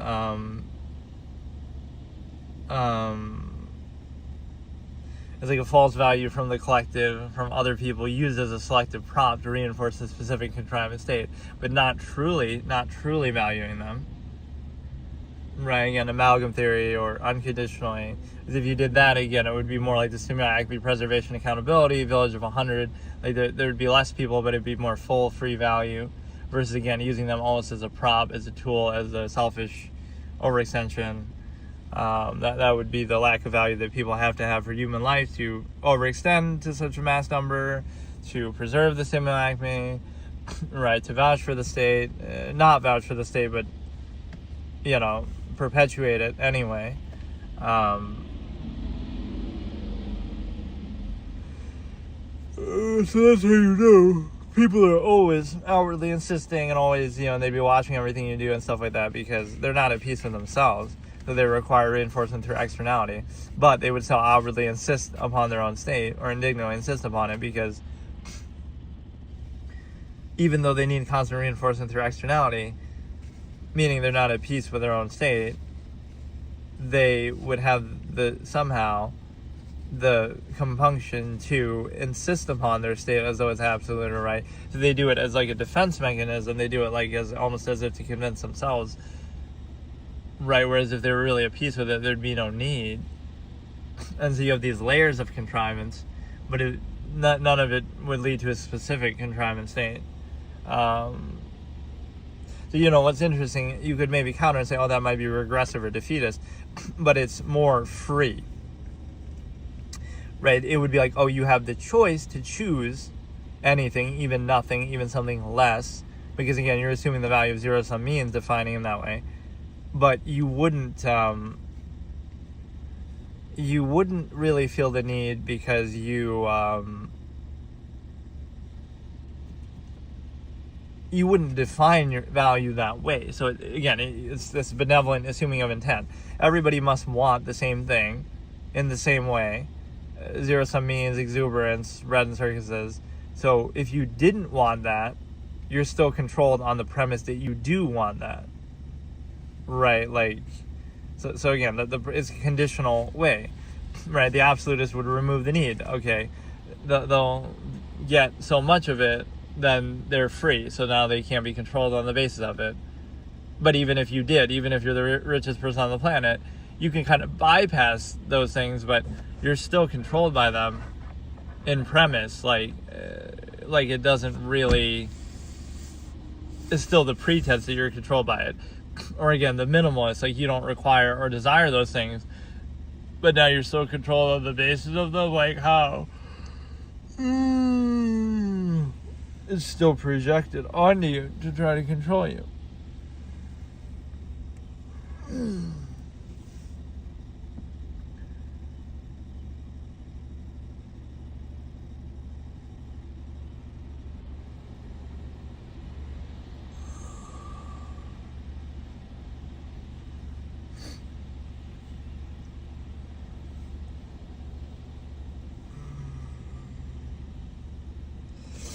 So again, in closing, like either the godlike being I'm posing, you'd project onto them your own flaws or what you're controlled by, what you're obsessed with, what only thing you think about, right? Something that you're obsessed with. They could see everything. They could be thinking about everything, right? They could have that awareness. Even again, just like a person could do, like an absolutist could do, anybody could do. So you could be free in mind, but they're only thinking about themselves. It must be something about them. Or it must be something about a process that they're controlled by or that they're obsessed with or that they define themselves by. Right? It couldn't be anything else. Or everything else. Right? They define themselves that way. Not just that that's a component of it. So again, they see everything, but you project that they would see only the one thing that you care about or you define yourself by. So it's an interesting premise too, that like all the prerequisites or overcompensations are required. That doesn't validate the contrivance state. That would overcompensate for the contrivance state, right? The fact that that's necessary, you don't look at it like that. Like, oh, your zero-sum means or overcompensation, that validates the contrivance state you're in. But it would actually be like, it would actually be more like,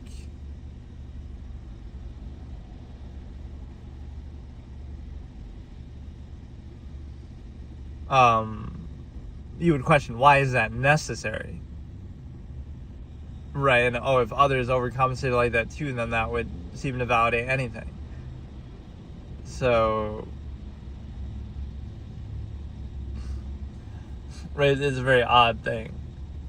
It's a false absolute state, but like you're not at peace with the state.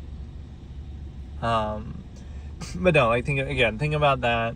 The objective observational basis of one could see everything, one could think everything, be aware of everything, but you would only see and project what you're defined and controlled by. It'd be the same. So again, I'll show this. Okay, this messianic figure, again, could be absolutist, objective thinker, minimalist, could be a godlike figure. Again, it doesn't really matter. It's just to show the premise of objectivity. They're walking down the street and they're just, they're just walking down the street, right? And somebody comes in front of them, walks in front of them, and now, that person thinks, they must be following me. But you're the one who walked in front of them, or you're just both walking in the same direction. But you're self-insistent, you're obsessed with yourself. Or, again, it's, you'll associate some gender preconceived thing, like, but the person's a male. So now you're walking in front of them, you think, there must be stimuli acme incentive there, right? And then somebody else thinks, there must be some zero-sum means thing, like, they might be trying to sell me something or whatever. It's like you happen to be in their field of vision, you happen to walk in front of them, cross in front of them, you happen to, so it's like all these preconceived notions that exist without anything even being presented there, but that's the directness of the absolutist that comes into. If they wanted something, they'd be direct about it. So you wouldn't have to wonder. But that's like the artificial way in which again, the human function in society is both controlled and controlled by. It's this duplicitous state that, like, you pretend like you don't want something, but you do want it, and you go about it in some roundabout way, overextended way, versus just, again, they wouldn't be so obsessed with it or controlled by it or dance around it or go about it in an artificial way. So you're projecting kind of your own dishonesty and artifice onto them. Like, no, if they wanted something, they would just ask for it. They'd just be direct. Or they would just do it or take it or whatever, like, right? They'd be direct about it. So, but you're projecting your artifice onto them that, you would go about it in this elaborate, overextended way. So you're projecting and assuming that's what they would do. And so you're always insecure, or that's all it would take. They could just walk up to you and do a pickup line, and that's how you met your partner that you spend your whole life with. So you're so insecure because you know the shallow, arbitrary way in which that originated. So that's all it would take. That's all it would take. So you have to be very kind of censorious of reality and existence. Like, well, that's all you care about, and that's all it would take, and that's all that, that's all it would take to achieve the stimuli acme with you. And you're controlled and owned by the stimuli acme. So in other words, that's all it would take to basically own you and define your whole existence. Somebody would walk up to you and do a pickup line, and that's how you met your partner. And you're so obsessed with the stimuli acme and so controlled by it that your whole life is based around that. So effectively what you're saying is you're so insecure about how much you're controlled by the stimuli acme that you see it everywhere. You got to be weary, because all it would take, evidently, is that, somebody came up with you, did a pickup line, did a little social contrivance, little zero-sum means trickled in there, pseudo-prostitution, right? This is how the process works. And then you end up basing your whole life around it. So you're so obsessed with it, you're so controlled by it, that you're insecure, and you see it everywhere, because that's what defines you. But you project it, and you would see it in others. So again, that same figure is walking down the street. One person projects the stimuli acme. One person projects zero-sum means. One person projects something else. And it's like, they can't all be right, can they? it can't all apply. But again, this person who's just objective and neutral, they'll be labeled different things by different people everywhere they go, and it's like,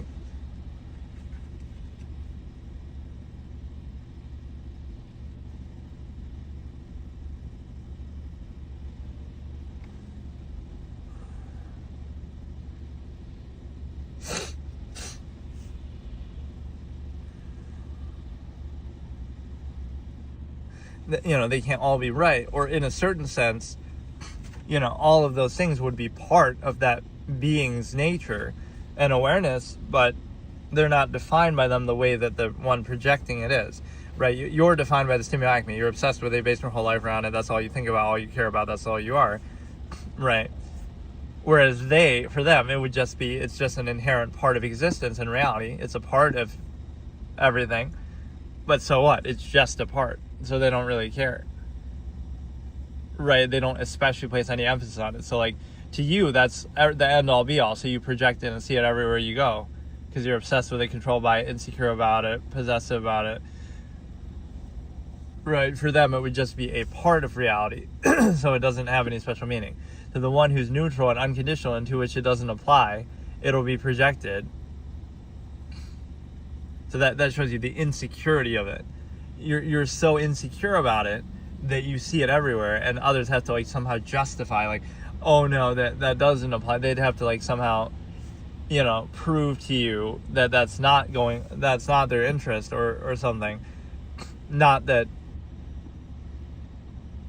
because you're so not at peace with it.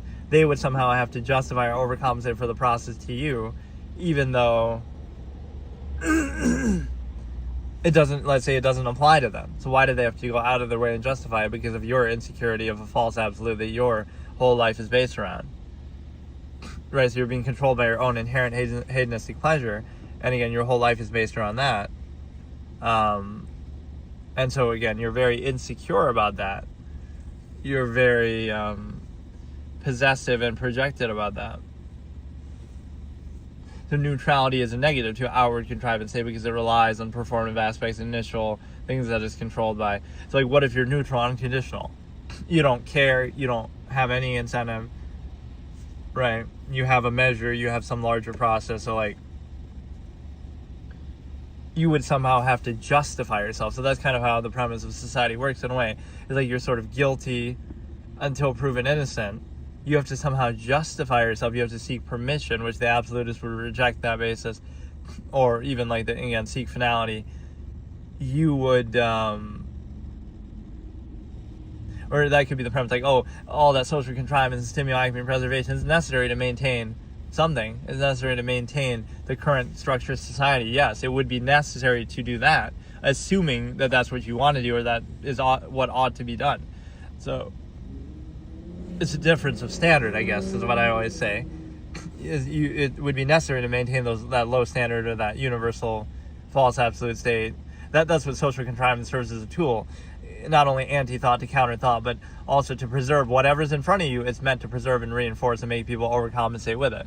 So that could apply to anything then. So it's not credible at all.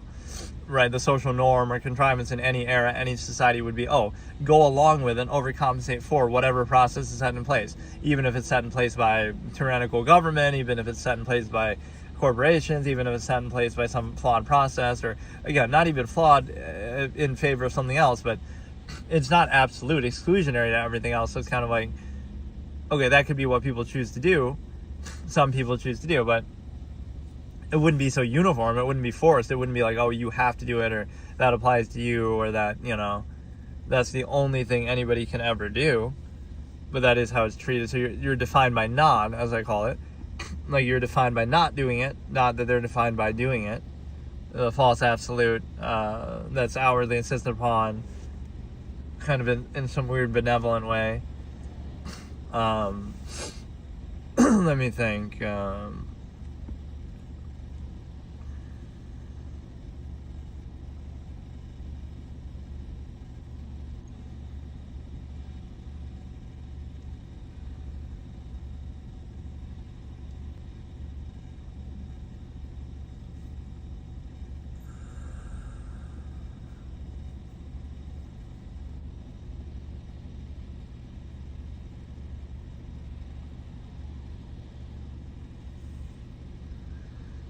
So you defer to the contrivance state, you account for it, you're defined by your reaction to already established structure. You got to look at it sometimes like, well, to explain objectivity to people, look at it from the outside, right? Don't look at it as you're trying to reinforce your own state within that, or, your own impure kind of subjective premise. You're just looking at it objectively, inherently, of the nature of the process. So again, it could be conditional. You could say, okay, conditionally I'll defer to it based on that goal that I have or something, or this functional basis, but it wouldn't be treated as absolute or indignantly insist upon. And the real point of what the absolutist would do is like, okay, it's conditional based on some end goal. So if you achieve that goal, then you no longer need it. Or it's conditional based on some negative preconception, premise, propaganda against people. So but that doesn't apply to you. You account for it, you remove the need. So why should you be subject to something if it doesn't apply to you? It's like guilty until proven innocent. Like, oh, it's based on this premise, but what if you don't care about that, or that doesn't apply to you? Why should you still be restricted based on the potential that you could do it? Right, that's how it works. It's overextended. Well, somebody else did it, so you're controlled based on that. Right, everybody's controlled based on the fact that somebody else did something, or that, oh, you could do something. So that's what's controlled. Like, you have to somehow justify yourself that you wouldn't do something, or right, that you wouldn't potentially do something, not based on what you do, but based on what you that's really the most overextended form of control that people just take for granted, right? You're controlled not based on what you've done or what you intend to necessarily even do. You're controlled based on what others have done, like almost like a false flag type of thing. Oh, one crazy person does something and now everybody's controlled based on that. Or based on, again, the potential, like, well, you theoretically could do that, so therefore you're controlled based on that. Right, that's the problem, is it's not even based on anything, but yet you're still subject to it. So it doesn't have to apply to you, but you're still controlled based on that. It's projected. Right, this sort of, and again, that's the lack of understanding or awareness of human nature. Well, if that was true, then everybody all the time should be subject to that, not the selective myopic application, ruled by omission, again, how it's presented to you. Why don't you observe the people who control you, CEOs and government officials, observe every aspect of their life the way you would observe ordinary people in your local environment, and then you would be just as skeptical of them, like, and their nature, like, oh, wait a second, I'm projecting, I'm doing this and that, like, rather than this cult of personality, social contrivance basis. Those who have to put up all those performative aspects, try to keep up appearances, they have an incentive, they have something to hide, versus somebody who doesn't do that, you'll project all the negative things onto them because they don't have anything to hide. They don't feel the need to do that. They don't feel the need to overcompensate or keep up appearances. So you'll project onto the one who doesn't feel the need to do all that, who has nothing to hide, versus the ones who constantly are contriving and keeping up appearances. But no, another aspect, like if you were to think from a minimalistic perspective, etc., that you were like define or really justify or rationalize every single thing you do, so you end up doing less, but you do less things, but you are fully aware of the nature of the process, or you do them consistently or within a consistent measure or standard or lifestyle, instead of, you just overextend, let's do more things, overcompensate, but then you don't have like a clear premise or rationale behind them. You just kind of are mindlessly doing them. And so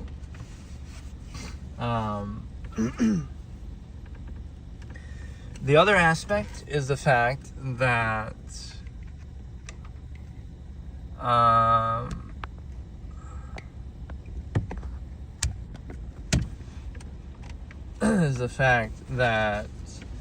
basically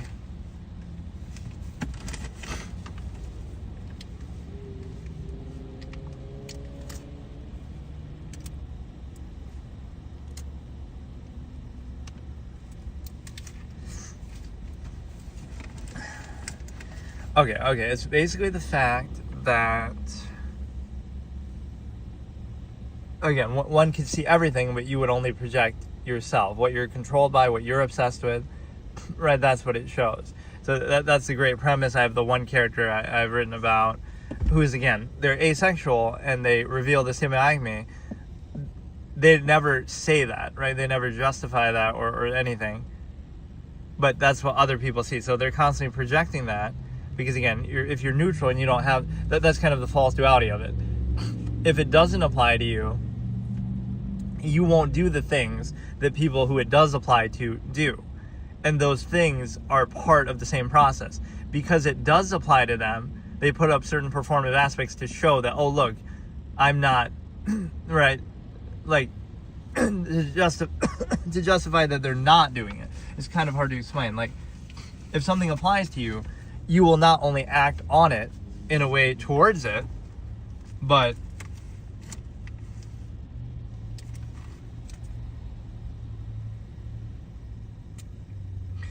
right, if something applies to you as an overall process, you will not only act on it to take action towards it as if, like, to try to achieve it, but you'll also take actions to, like, kind of cover it up or, like, to show, like, oh no, look, I'm not interested in it, or I'm not, right, to kind of justify that. What if it doesn't apply to you at all, or you don't have any interest in it, or you don't feel the need to justify that? Like, you don't care about that at all, or that's not your intention, so therefore now what? Now it's like, it'll be projected onto you because, oh, look, you're not putting up this overcompensation or premise that people who are insecure and obsessed about it and project it everywhere need, because it doesn't apply to you, right? So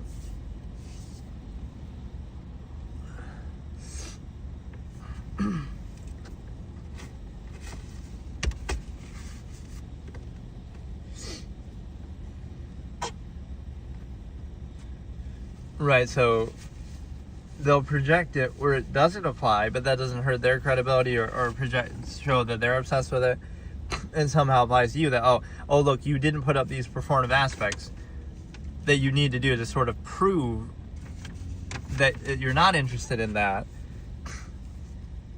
But if you're not interested in that, why do you have to prove it, right? Like, that's the problem. It's like you're being controlled by some overextension, which is part of the lack of awareness that people have of human nature overall or something. So again, they're not at peace with it, they're not aware of it, so they're constantly projecting and outwardly insisting, but that's not a negative for them that they're constantly not aware of the nature of the process or constantly not at peace with it.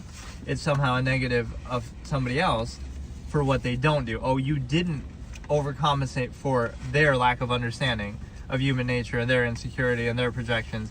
You didn't account for that they're not at peace with the nature of the process. So you're at fault for not maintaining their illusion that they have to keep and that they're not at peace with and that are constantly projecting and insecure about. Right, you're the problem because you didn't maintain their illusion, not that they're insecure and that they require that constant reinforcement through externality. Right, so something that doesn't even apply to you, it doesn't even occur to you, so why would you feel the need to put up any performative aspect one way or the other? Right, that's the duality of it. Is like, so the process overall applies to you, so you have to somehow justify, oh yes, it applies to me, but I'm not, applying it right then. Versus, oh, it never applies to you, you don't care about it at all, or you're in control of it, so you don't selectively feel the need. It's kind of a hard thing to explain.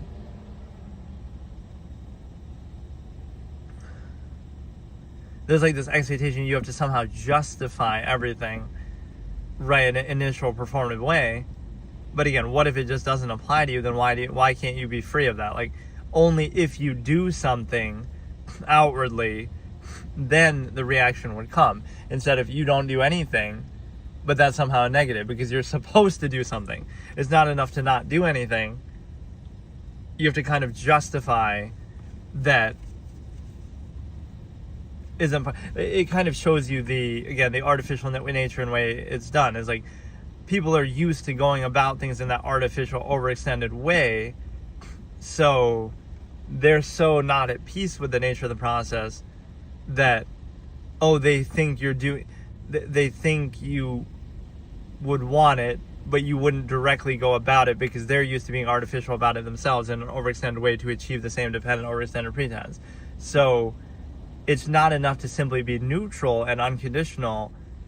You would have to somehow prove that that's not what you want, even if you're not doing anything to indicate that's what you want.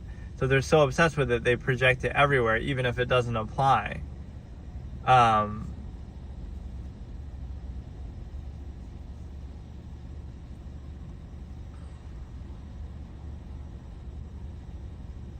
And so, one more thing on that is kind of like, it's like,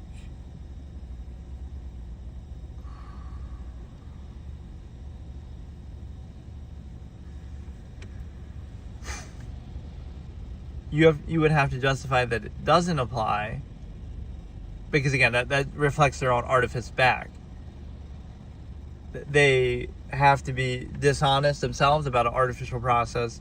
They aren't at peace with the process. They have to deny the process but still be controlled by it. So they're insecure about it and see it everywhere. That's part of the false. So again, it's never accountable that they have this false absolute that they're controlled by, that they're constantly insecure about. That doesn't discredit them at all or define them.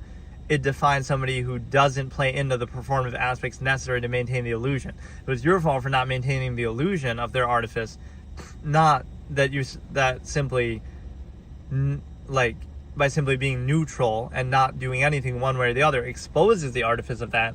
That's your fault for exposing the artifice of it by simply not doing anything. Not that it's compulsory that, you have to do these overcompensated performative aspects to maintain that illusion. In other words, to show that it's artificial and not absolute. I keep forgetting how to put up an overlay on here. The text was kind of cool. That select the sources you want to delete. Okay, the texting is kind of cool. But yeah, okay, media, video and photo. So what if I say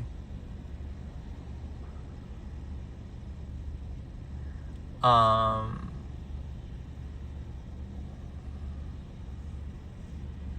don't know. I don't think you should be able to see any of this right now, shouldn't you? You've been playing them for.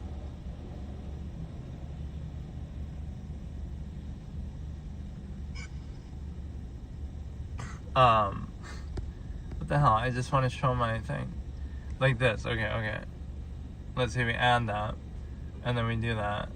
And then... But I'd want to do it as a whole overlay. That still doesn't work.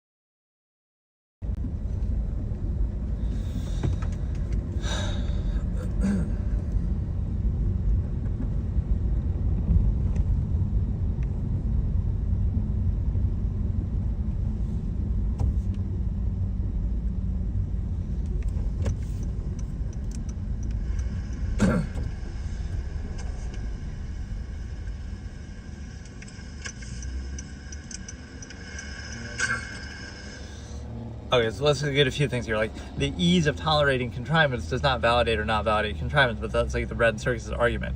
If you give them enough of that, they'll put up with it, or, you know, ignore it, or bypass it, or tie their identity and interest and ego to it.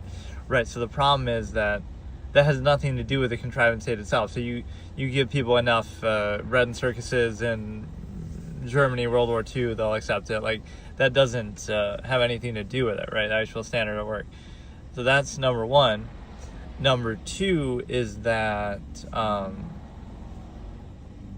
you know, like not extracting any ego from anything. It's a zero-sum process. So the ego is necessarily as like an overcompensation or a placeholder for that when it comes to like something that you would have an issue with that's sort of subversive, overextended. So it's kind of like if you do these exact things, then this contrivance state is valid. But the fact that you need to do it, like, don't think about it and constantly distract yourself and constantly overcompensate. Like, it sounds good, but the fact that those things are necessary means it's not really absolute, at least the way that it's forced upon other people and outwardly insisted upon and universally applied. So it tells you the historical basis, the stigma effect, as I call it. Then you could do that with anything. So you would have been one of the Romans who was watching the fall of the Roman Empire, and that's fine. Like, you can concede yourself to that. You're just a mindless sheep. You're too busy overcompensating for the nature of contrivance to qualify contrivance. The problem with that is, in doing that, everything is outward. You are actively creating that state. So, like, at what point do you actually think for yourself, and you do it in kind of only an overcompensated way to gratify yourself, not in a way that you would actually, you know, hold everything accountable. That's where minimalism has a certain value to it. There'd be like a certain consistency, because like you do as little as possible so that at least the inconsistencies are limited, instead of, oh no, you're going to do exactly the same thing that everybody else does in the same overextended way and just not question it. And so that works because, right, like now it becomes a matter of overcompensating for this false absolute, not minimizing it as much as possible, to say, okay, even if it's inconsistent, at least you're trying to minimize it instead of insisting upon it in a way that, you know, you're at least trying. But even then, you're not credible, but you're at least aware of that. So that's kind of part of the problem, is like self-awareness is kind of like shooting yourself in the foot in a way. You'll be aware of the artifice of the contrivance state, so you wouldn't take it seriously. But, oh, that makes you negative because you're not, performative aspects aren't high enough. Like you're not taking the contrivance state seriously.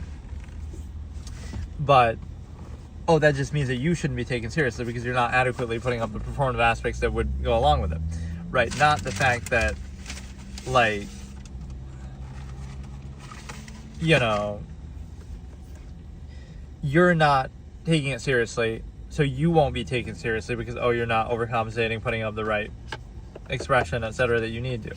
Not that reflects, oh, it's the contrivance state at work. So it's kind of personalized in a way. That is kind of an interesting way to control people. But again, it requires like an unthinking mind in the first place. You think so little, or only at the surface level, that you personalize thought and define a person by what they seem to think or whatever, right? Not that you would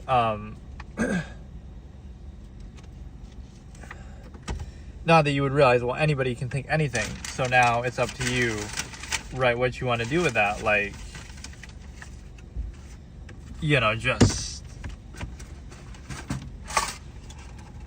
so it's not personalized. Now you would actually look at the thought itself, not the person supposedly doing it, and you could do it yourself. But rather than consider the idea, whatever the idea might be, or the thought, or whatever's happening, you consider the person. You say, I'm not going to consider the idea that you're capable to think just like anybody else can think and observe anything, and it doesn't define you, and you can think something different, contrary the next moment, etc. You would instead personalize and say, well, let's look at the person. Let's look at the person, because even though that doesn't matter, and, you know, it's a way to sort of distract from it, right? So here's one other thing I was going to discuss, is the fact that it's basically the fact that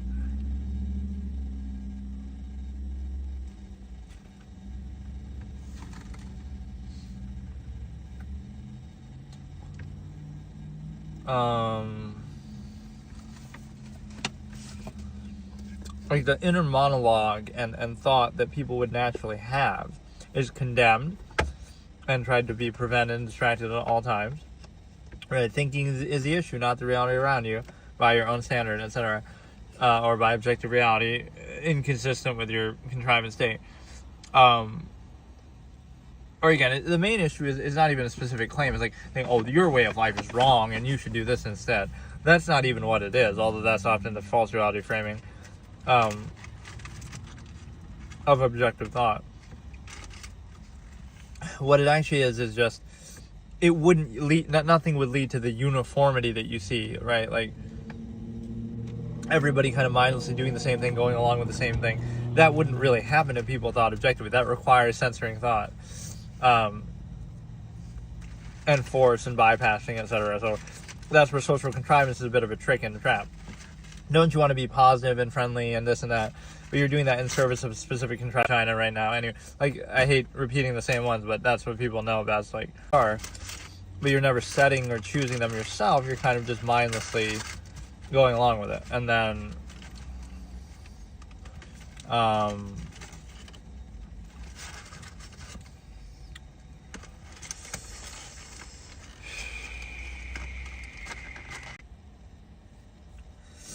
okay, so the inner monologue that people naturally have, they try to shut it down, quiet as much as possible. They try to condemn it, they personalize it, or they try to personify it almost as like, oh, that's like you having a split personality, or that's like you having like this variation. But that's just normal human behavior. There's no such thing as defining a person as a specific thing. That's how society tries to train and tame and label you, sure, control you. But there's nothing that says, oh, a human being is defined in this exact way. That's a result of society and control and indoctrination. Like,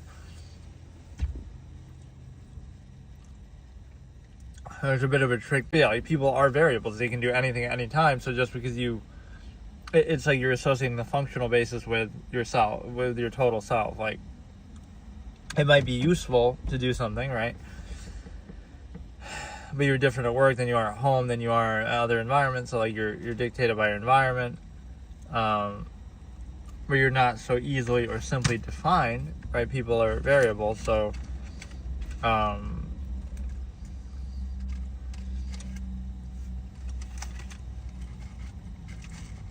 yeah, that tries to be attributed. Like, if you think, that's a bad thing. If you think too much, that's a bad thing. It's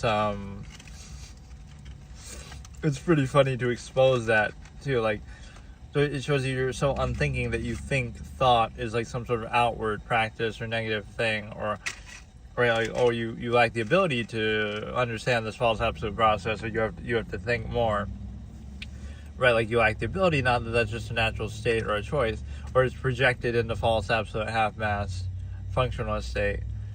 Nothing else to existence besides the false absolute half-mass.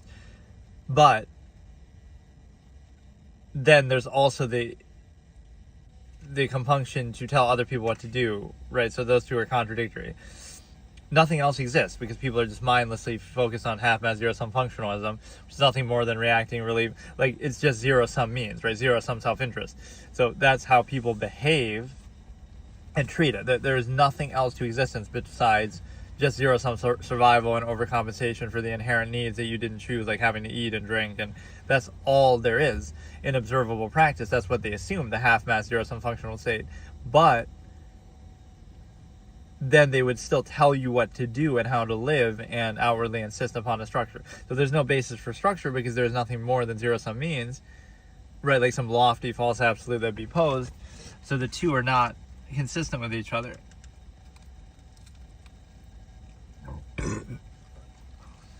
There is nothing more, but you're restricted as if there's something more, as if there's a standard that gives credibility, and then that false absolute half-mass is practiced in that way, like where it's not practiced fully.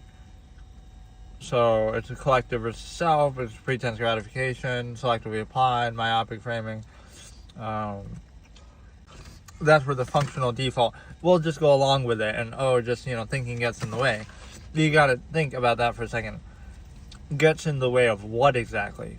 So are you in the framing of you'll just reinforce whatever? You're too busy reinforcing the contrivance state to actually question or choose. It's kind of like there's finality to that. they're not going to have children and then be like, oh, I'm too busy taking care of the children to actually question or think about the state that I'm in or the contrivance, right? They would think about it for themselves. Okay, it gets in the way, but gets in the way of what? The specific contrivance state that we're in, instead of choosing it for yourself, right? So there's a certain selfishness and ego that goes into that. Like, you bypass critical thinking, but that appeals to your self-interest, right? That you would, well, it'll get in the way of my own zero-sum self-interest. So that's a tremendous lack of credibility. That means you'll go along with anything.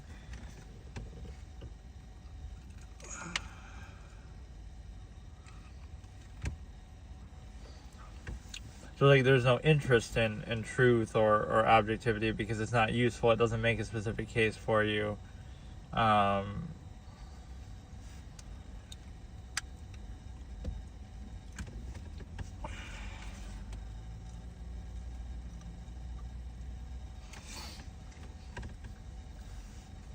So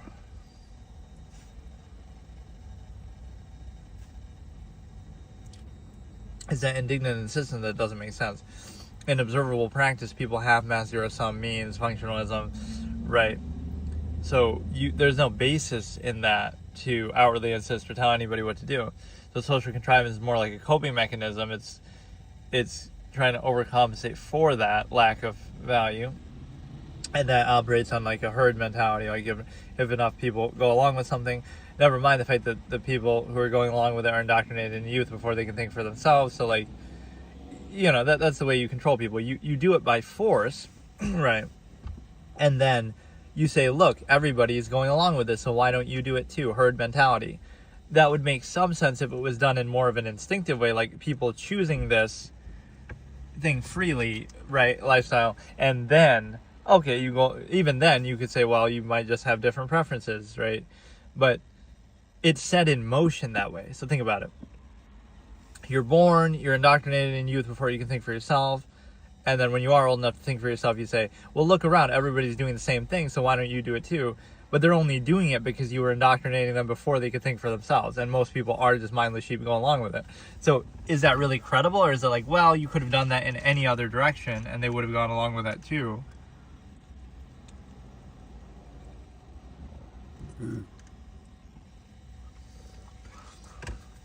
So it's not naturally occurring, right? It's sort of a curated outcome that's being used as sort of a self-fulfilling fallacy.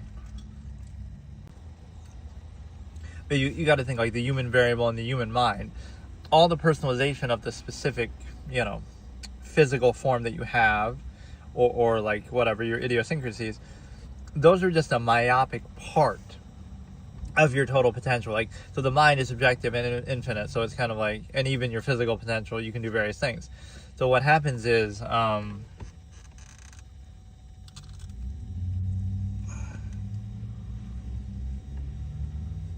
gratification, taking pride, you personalize something and then you're limited. It limits you, right? Because your overall potential is anything you can think anything. The mind is infinite objective. So that's just a part of it, right? That's a part of your total potential, your total mind, your total potential actions. So do you really want to take pride in that and limit yourself, or do you want to be free to like, okay, that's part of it, that's what you're doing because that's how you grew up and that's how you've been influenced and that's the environment around you, but that's just a part of it. That isn't your total self. So why would you personalize it? Hard then to get people to limit themselves to some certain state that can be controlled.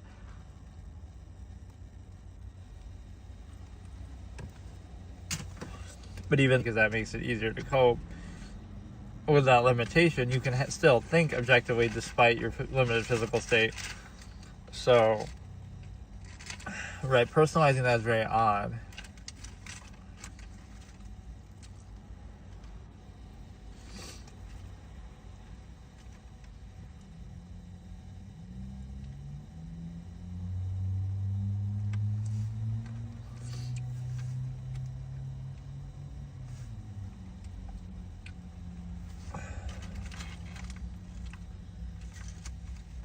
So again, what happens is that you're defined in a reactionary way, but then you would insist upon things that you didn't choose. So I always find that peculiar. It's one thing to go along with it, but it's a degree of overcompensation issue. It's okay if you didn't choose something, and if you're indoctrinated before you can think for yourself, and it bypasses your consent or will or thought or freedom, anything like that. That's okay if you adequately overcompensate for it. And that goes into the bread and circuses argument. It's okay if society controls every aspect of your life, as long as you're comfortable while doing it, give you enough, welfare checks, or bread and circuses give you enough overcompensations and little hedonistic treats and convenience and comfort. It makes it okay. So you don't question the premise and the basis of it, the authority or established structure, as long as you're comfortable while doing it, which is a real lack of credibility, because again, that would seem to justify about anything then. So it shows you a mass of people as lacking credibility. Also, even with parenting and stuff like that, the process, okay, you're being indoctrinated in youth before you can think for yourself, which in and of itself, you would look at that as, wow, that's a real question that you would have an issue with. But, it's okay if the parents were nice about it, or if they gave you enough overcompensation about it. Not that the process itself is flawed, and so what do you do with that flawed process? You don't treat it as absolute and insist upon what you didn't choose.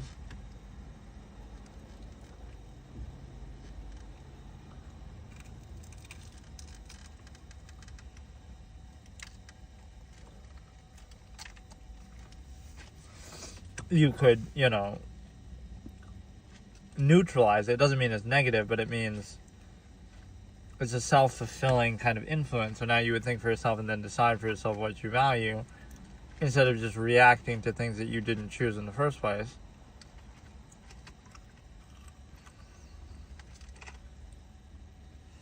But that's where the ego is. You're really a slave to your own ego, that you take pride and gratification in things that are half-massed,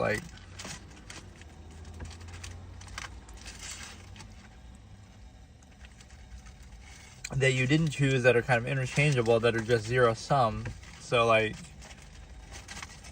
there's a non-basic self. You value this specifically, but if you had been exposed to something else, you would value that instead. So it's nothing more than you're insisting upon whatever you were exposed to, influenced by.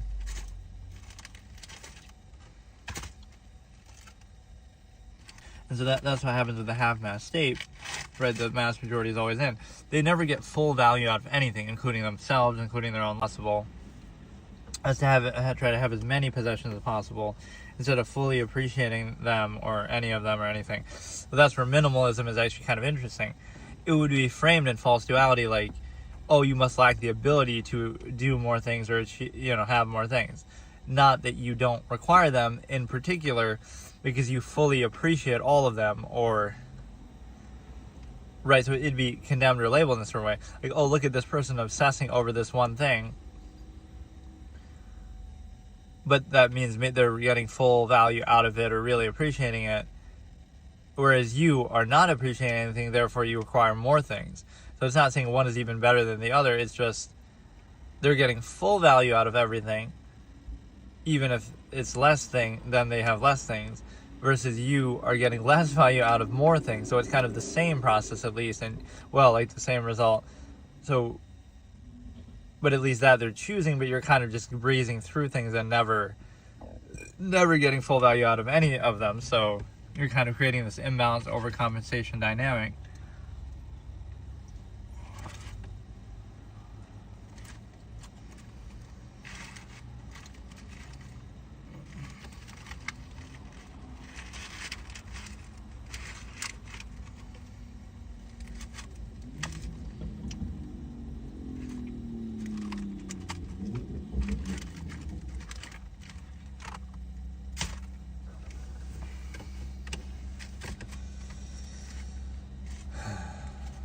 So again, it's taking as a premise and a default, things that you don't even need in the first place, that are assumed that you don't even need and that you only partly want because of the very contrivance state that you're in. Right, so you can always appeal to like the hedonistic or lazy or selfish nature of people, but it doesn't validate the specific state that they're in or the structure around them.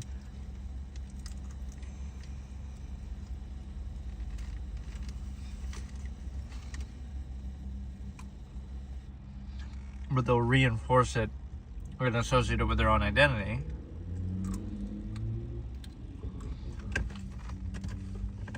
So you're practically bribing people as you're simultaneously, again, bypassing their will or their thought or their freedom. So sure, they'll sacrifice their thought if you give them enough bread and circuses. The very things that they only desire to distract themselves from their thought in the first place, or to overcompensate for things that they didn't choose. Right, so that's like the false desire for meaning, even, is like, oh, like, what is the meaning of something? You wouldn't really need a meaning if it wasn't for this unqualified structure around you telling you what to do and what not to do. Now you kind of need a meaning to justify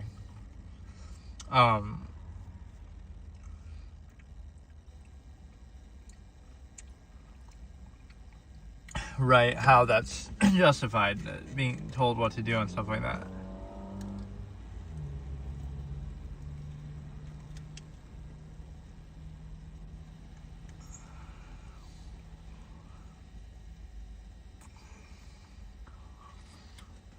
So like a classic example of how people are controlled is like by their own ego, like everything's projected into self-interest. But if that was true, then you wouldn't tolerate structure set by people that's also, oh, they're only doing that in self-interest. But I couldn't imagine, like, oh, what if you just have a measure, or you're sacrificing yourself, or you're doing everything for that one goal. People get lost in their own self-interest along the way.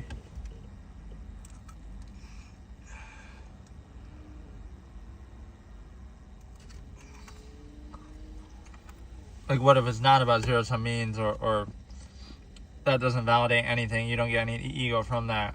It's all just a means to an end. So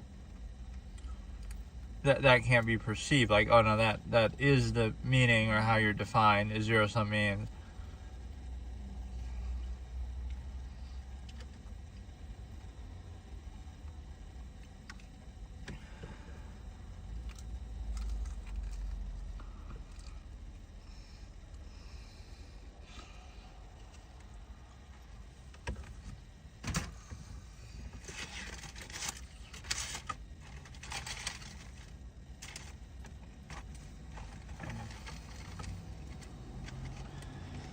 So everything is like seen from a narrow, right, non-base of self, which might seem good, but in the big picture, if you reject your own ego, your own ignorance, insistence, your own limited, again, I have that scene from a little story of mine where there's the two people up on stage. There's a couple of good quotes of mine that come from that I've used in my debate format a lot. Is like, like a minimalist up on stage versus somebody, very zero-sum, very rich, etc., right? And so the one person says, they're kind of debating and discussing, right? Is like a minimalist king, even though they reject that title because that's the whole point. They don't believe in stuff like that, but somebody who has some notoriety, right? So for example, the minimalist debating the highly accomplished person in the business world and society, stuff like that. So what happens is, you basically are put in a position where he says at one point, right, you're like, because he keeps using his experience, like, oh, I've experienced this, or I've done this in society, I've accomplished this. So he keeps using that. So the minimalist says, basically, I'm trying to think of the exact phrasing because I've said this a couple times over the years. Right, I've repeated this quote. It's just, basically, I write that he says,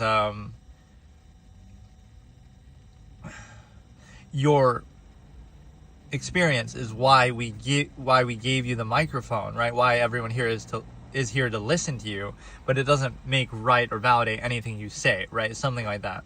So, in other words, your experience is why we give you the microphone. It's why we listen to you, why we give you that credibility and opportunity. But then when you're speaking and having this debate, now you have to actually make sense. It doesn't mean that, well, what they just said in this debate doesn't make sense. Oh, but who are you to question them? They have more experience than you.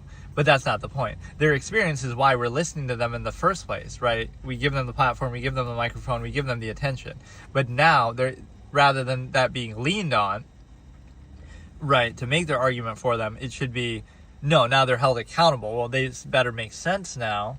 They better, make a good case now. That doesn't make the case for them. Oh, what you're saying is dumb, but they have this experience, so therefore they can't be criticized and you have less experience, right? That's used as like a bludgeon. It's similar to like power justifies power.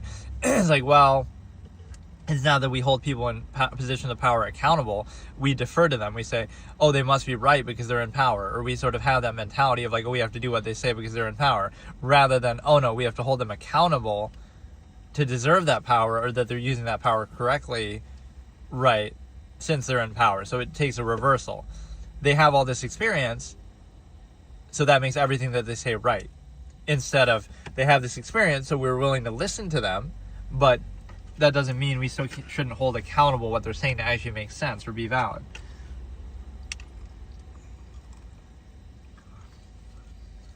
It maybe seems to make more sense, like two people with the same amount of experience. Now what? Right, they could say different things. Right, so they can't both be right just based on their experience. And then the second part of that, so again, I'll say it once more. Your experience and achievement is why we give you the microphone, why we listen to you, why you're up here on stage, right, as the center of attention. But it doesn't make everything you say right. You still have to make an actual good case for argument, right?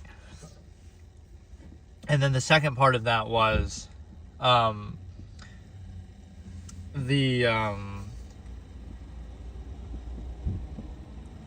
like, he puts like a thought experiment for the rest of this discussion.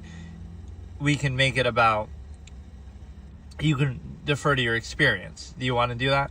Do you want to make it about experience? So you say, okay, you can talk from all your experiences, all your achievements, all your personal life. You can talk all that, right? And we'll give you credibility from that. Is that what you want to do? Right, you can talk about your life, you can talk about your experience, you can talk about your achievement only. And they agree. And then the minimalist comes back and says, now I can talk about everything. Right, so like, I'm not talking about my experience, I'm not talking about my achievement, I'm not talking about my personal thing. So I can imagine, I can use my mind, I can imagine anything, everything, I can talk about every concept, every idea, right, etc. So I'm not making it about me. So even as extensive as that other person's experiences are, they're still limiting themselves. Now it's like, well, you agreed to talk about only your experience, only your achievement, only your personal, right, everything like that. So now you can't talk about anything and everything else, whereas the minimalist isn't limiting themselves that way. I can imagine it, I can think about it, I can consider it, I'm free. So I'm not limited by just my experience, by my personal self. So that's the trick of ego and pride, is like, yes, it might be impressive subjectively, whatever you've done, that's good, but that doesn't have to define you. Instead, you can use that as a jumping off board, or you can, like, again, you can think and consider anything and everything, or that the mind is capable of doing, that people are capable of considering. You can think about everything and discuss everything, versus, oh, you're just going to talk only from your own experience. That limits you, right? So even though it seems like a positive thing and seems to give credibility, it actually does limit you.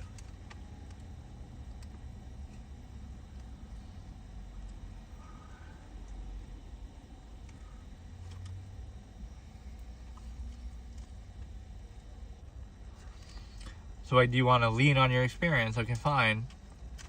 But it's going to limit you in the end.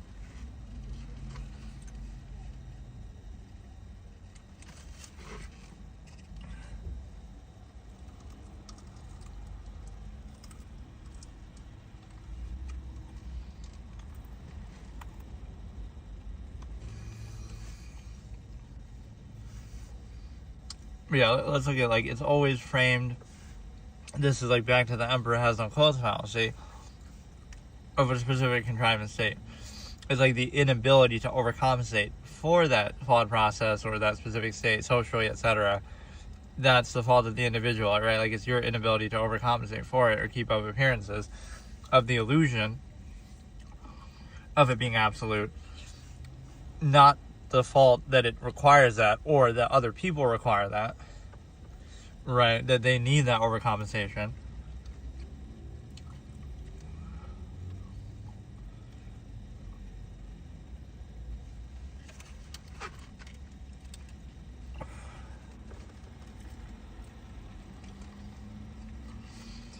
So that's like the non-claim aspect of, again, objectivity is like the contrivance state treats itself as default and absolute, even though it's outward. So it's like it needs to make the claim that it's absolute, exclusive to everything else for that specific one, versus you having to make a case against it or for something else, right? So neutrality is a negative. Simply being aware of the nature of the process is negative. Like,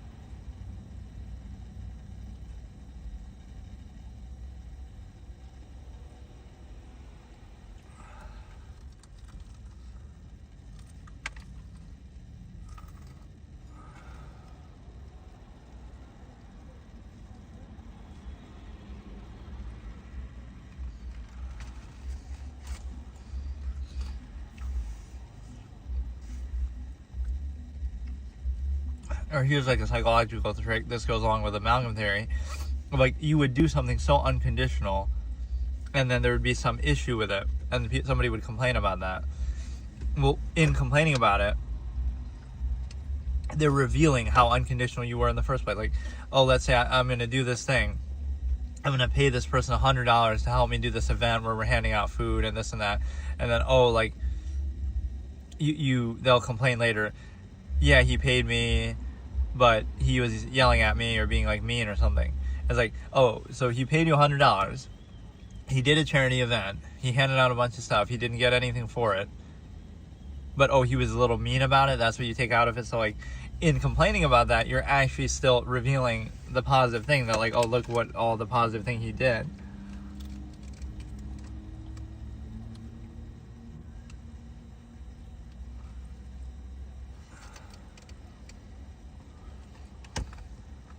And then here's an RBO protocol point where people aren't credible and they don't have standards, and it's all selective. Like, you know, they'll glorify the wealthy elder despite their flaws and stuff, and they'll criticize, you know, they'll so they're not really using standards, they're using like stature, dependent, overextended pretense, right? So they don't have credibility. They're not really using a criteria.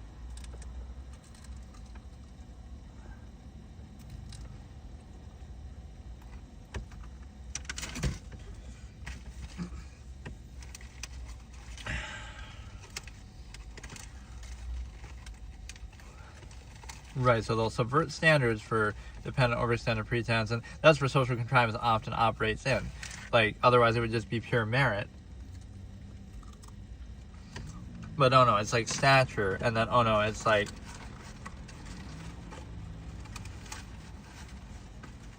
you know, social contrivance to reinforce. Like, why is this guy in this position versus somebody else who's 10 times harder working or whatever? Like, oh, but he's a nice guy, kind of a thing. That's used as a tool to reinforce, often just monopoly, something like, oh, they established monopoly by force, and oh, this and that, but at least, oh, they're nice and whatever, so that makes it okay.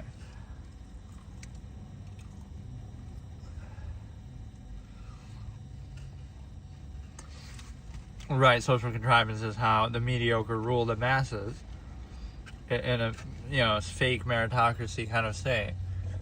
Because if it was based on just that, then you wouldn't have that as much. And then be accountable. You wouldn't hide behind that. But yeah, that's a strong part of RBO protocol, is like,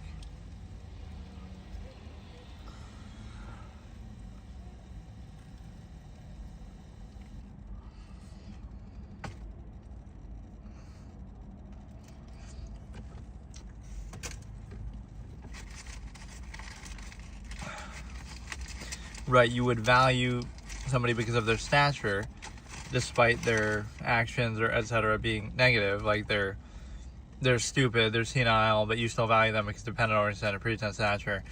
And then you don't value somebody because of lacking those things, despite the actual practice having a standard behind it.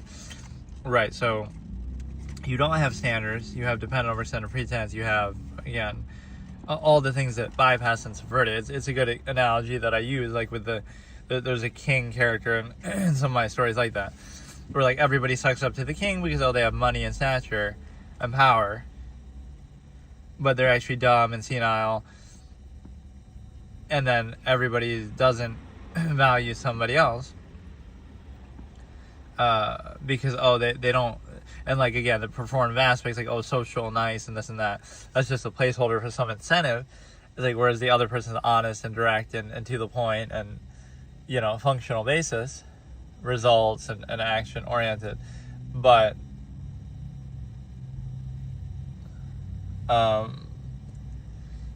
that's not valued. So it shows you that the lack of credibility people have, right? They value the dependent overextended pretense, stature, appearances, versus the actual reality of it. So it's a subversive standard, not credible.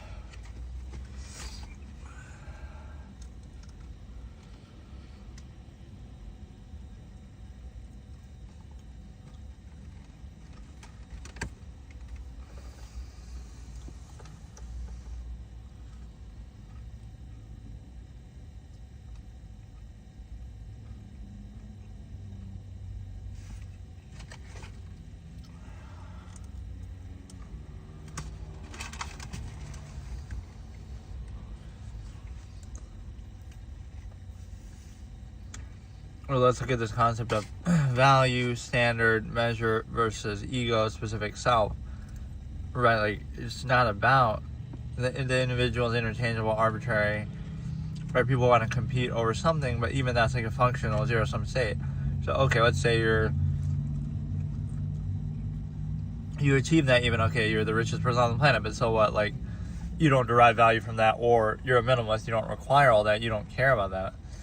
It shows you a very shallow basis, like, what other value is there in thinking, in ideas, in standards, right? In some objective basis, like, it doesn't matter. Like, okay, so you're a minimalist, but you're at peace with that, you're happy with that, you're fine with that, you don't derive value from that, it's all zero-sum self-interest anyway, zero-sum means. So you require less. You don't require as much overcompensation or material things as other people. But somehow that's a bad thing.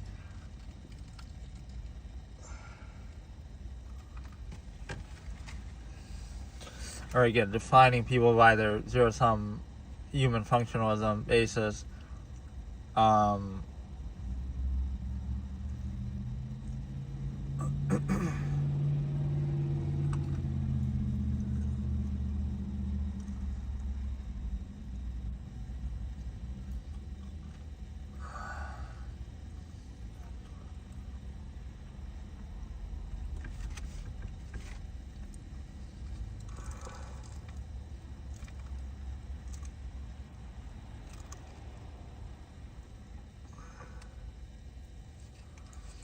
Everything is seen like sort of through that ego lens, that like it would be, either you need the permission of some ego achievement to not do something, or you have to appeal to the ego of others, or you have to derive ego from certain things, like zero-sum means.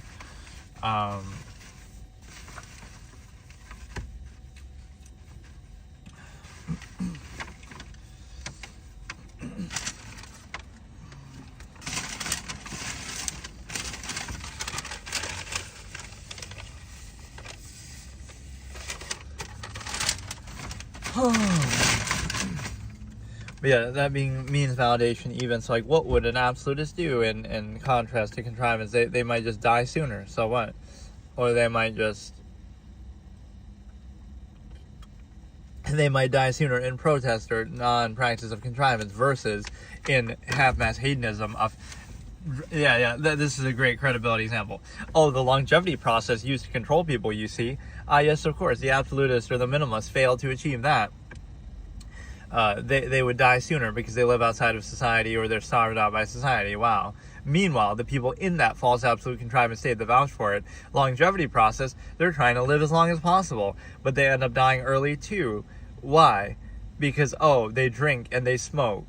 So think about that. The minimalist who, they don't eat some of the maybe healthier foods or richer foods, more food in society. They sacrifice that, but they also don't require to dumb themselves down as a consequence of that society and cognitive dissonance and contrivance state associated. They don't have to dumb themselves down or whatever it is. They don't have that self-hatred or desire to dumb themselves down by drinking and smoking. So think about the duality. They'd be healthier, even though they're just picking berries and eating one meager meal a day and doing all this. They'd be healthier. Right, it's kind of like this thing, people didn't have cavities until the advent of farming, so like, or very rarely, so like, a lot of human problems are self-created, so yeah, like, they'd eat one meager meal and they'd pick berries and they'd be at peace with that, but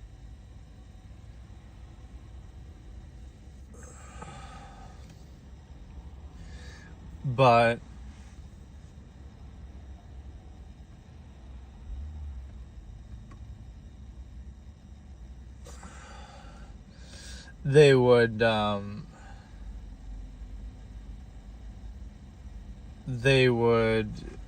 be still healthier or live the same amount of time as people in society, because as a consequence of that false absolute contrivance state that they're constantly battling the cognitive dissonance of, they have to drink, they have to smoke, they have to overcompensate.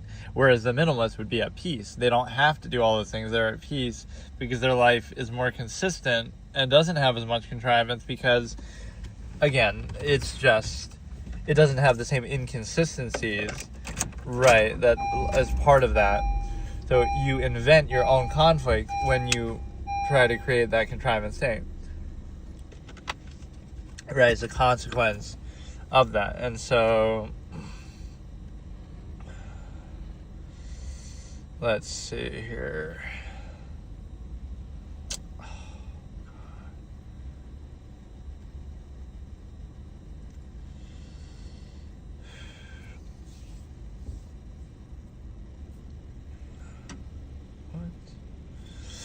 Alright, we're going to go somewhere here, and then we're going to I wanted to keep this one going a little bit longer, but I don't know.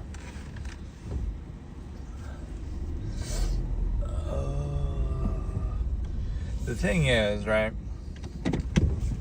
that there's this false inherent thing that's treated as absolute always, like the contrivance state, but it's sort of undefined too. Like if you were to look at certain things, like normalcy, right? Oh, it's normal to do this, or normal. Often it's just a placeholder for common, but it's kind of like, oh, it's not analyzed or held accountable. Like, oh, that's weird, or that's normal, but you don't really define what those things are. That's common, or that's uncommon, or I'm familiar with that, or I'm unfamiliar with that. It's not like a harm-help kind of functional basis. Things that are functionless, that don't serve a purpose, are done mindlessly. Right, like stopping at a red light even is a good example. Even though you can turn on red, my point is, like, let's say you were going straight. If nobody's around, you still do it. So you obey certain things in society that don't serve a purpose. So that shows you right there, you're a conquered mind, you're a mindless sheep. You do things that don't serve any purpose still. You just do them. And really the premise is your own lack of ability or intelligence or whatever. Like, you must be a stupid mindless sheep, so you can't think for yourself, so you defer to authority even if it doesn't serve a purpose. Just because you can't handle it, you can't handle yourself, you can't do anything. Right, so you're a mindless sheep that needs to be controlled is the premise of society. Otherwise you wouldn't need any restriction, let alone so much restriction. So that's kind of the duality. Do I look at other people in society as stupid and morons and mindless and dumb? Yes, I do. Why? Because they would have to be to require any structure and being told what to do, let alone so much of it. They would have to be. So either they are dumb, in which case that's why we have so much restriction, dumb and negative nature, etc. Or they're not, in which case let's minimize that structure and restriction, because okay, then they don't need it. Right, it's one or the other, dumb or lacking capability, etc. Right, it's one or the other. You can't have both. Well, we're all good people, but we require all these laws, all this restriction, all this restraint, all this permission, all this, different layers of control, even before anybody's done anything wrong. That's how you treat the innocent people, that you need all these layers of control. So, like, why would you need that then if people were really good or really smart or really capable? So you would have to assume that people are dumb and worthless and, lacking capability, because, you obey things that don't serve a purpose, and you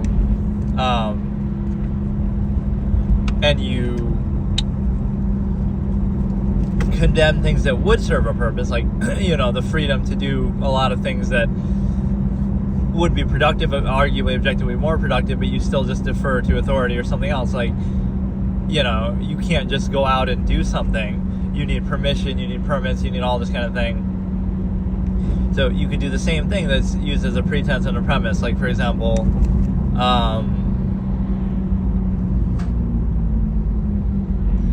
it's like the idea that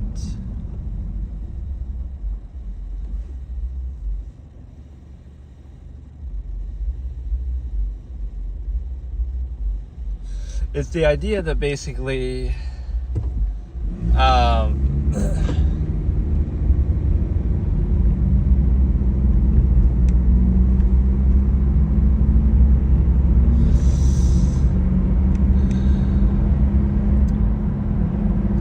right, you're in a position to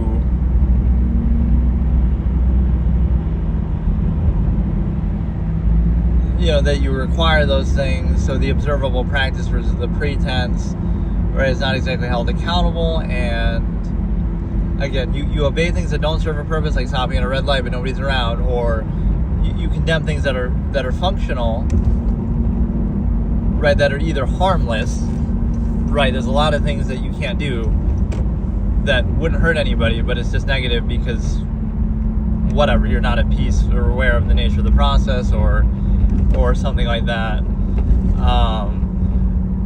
Like things that are restricted without any good reason, really. They're just restricted just because.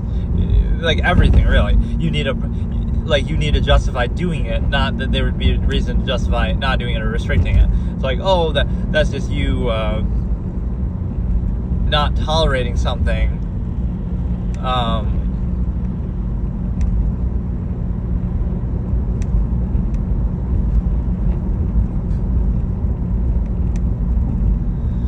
that's just you, like, oh, but you're just not able to tolerate that, even though it's, again, that restriction. Not that it's an unsound restriction. This is sometimes where the gratification, you go, oh, look at all this restriction you had to deal with in your day that was even more unsound than now. Your parents had to live through a dictatorship, so you should be happy with living in a corrupt country that at least pretends to be a democracy. And you see that regressive mentality. How about we just hold things accountable to a standard instead of saying, well, I put up with worse, or oh, look, I took gratification from tolerating this flawed process. Like, how about we just hold it accountable? Is it a flawed process? Is it worth it or not? Right? Instead of saying, okay, I could tolerate more than you and this and that. Like, it doesn't matter, right? I can respect that if you had to do it, but let's not turn it into that kind of contest. You understand now that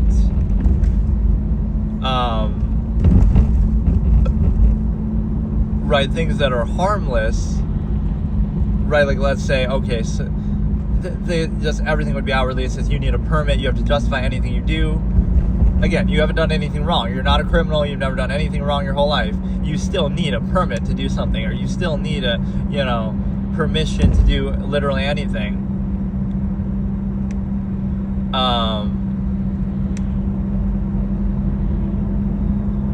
Right, you're guilty until proven innocent. You have to get permission to do it, and then you do, like, there's no basis for that, but people are mindless sheep, they'll go along with anything. But no, it becomes so overextended. The other thing is, like, again, things that are harmless that you can't do, right? Like, can you go out and hunt and fish? Just do it, right? You would need some sort of permit, or you can get in trouble, you're trespassing, right?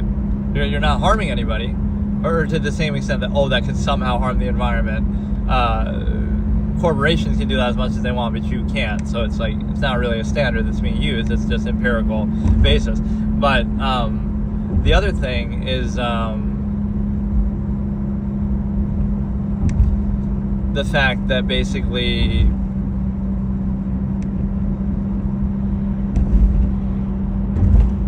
it's kind of a similar concept that, again, like, oh, sleeping in your car, it doesn't hurt anybody in any way, but you just can't do it. Or like even just sleeping on the ground, sleeping on the floor, like these things will be restricted. Like being homeless, right? Being a minimalist is not allowed. Like, not only are you not hurting anybody, you're even arguably doing as little as possible, right? You could be consuming less, you could be taking up less space, you don't need a big house, you don't need to consume all these things. So it's somehow like things that are harmless are condemned and controlled and prevented, because that would allow you to be too free, right? You can't be that free. That's really what it comes down to, right? Like, how can you explain it otherwise? You can't sleep in the woods. You'll be arrested, or like somehow trespassing or whatever, if they notice. I mean, obviously people don't care either, but like, you're not allowed to do that, live in the woods, pick berries. You're not allowed to, sleep in your car. You're not allowed to do a lot of things that are harmless, right? You're not hurting anybody by doing that. I don't see how. You'd have to explain, right? Go through every single thing that you're not allowed to do, and you'd have to explain them one by one. Like, why can't you do them? Why can't you, you can't park in a certain place. You can't, like, it's all just secondary contrivance. Like, they'll try to justify it, but there's really no basis for any of it. It's like it's all just garbage, right? It's all just half functional pretense selectively applied. So what it comes down to is the fact that that's really what it comes down to, is like holding something accountable for its inconsistencies is always the enemy of contrivance state, because it relies on that. The false absolute pretense is selectively applied, is how you're controlled in every area of life. The other point is that that's why the ego basis seems useful, but like, let's break beyond that.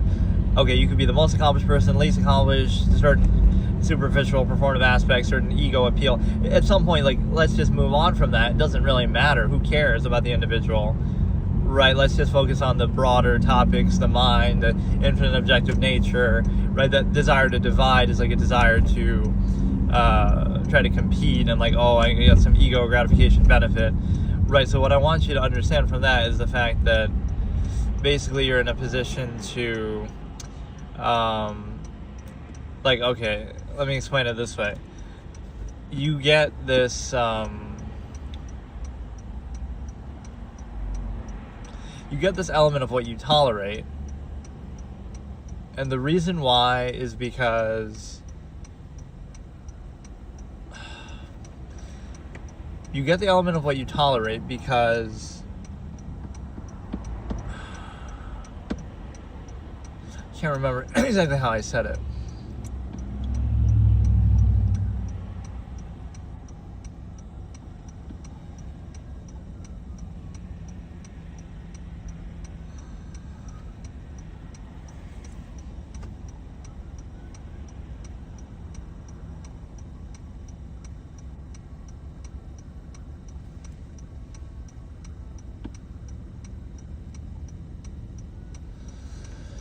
How did I say it? Like,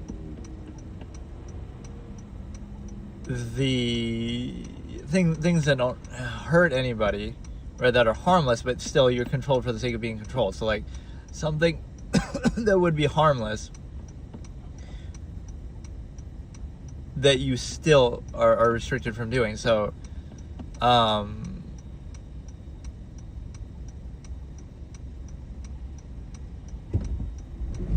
right, there's a great, basically almost everything in society is like this. You, like, let's make it as comfortable as possible. Well, you just need this permit and people go along with it, and it's some pretense of protection, but that's basically the assumption that everybody is bad and needs to be controlled is the premise, but then we pretend they're positive. Like, it's just the ultimate contradiction.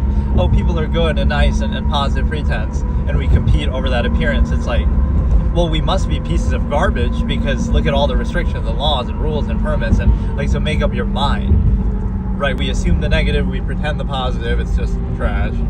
Like, you gotta, again, it's a consistency issue. I'm not saying what it is, but there's negative propaganda to justify all this restriction. People are horrible and bad, and your fear, the insecurity of this half-assed state, like, on fear of one person you restrict everybody else. Like, that's so just nonsensical, right?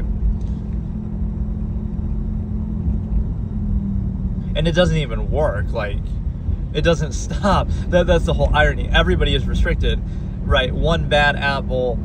Like, let me think how to exactly say it. Everybody is restricted because of the actions of a few who do something wrong, right? Or that you fear could potentially at least do something wrong in the future too, right? So because of a few bad people, you restrict everybody, but then it doesn't even stop.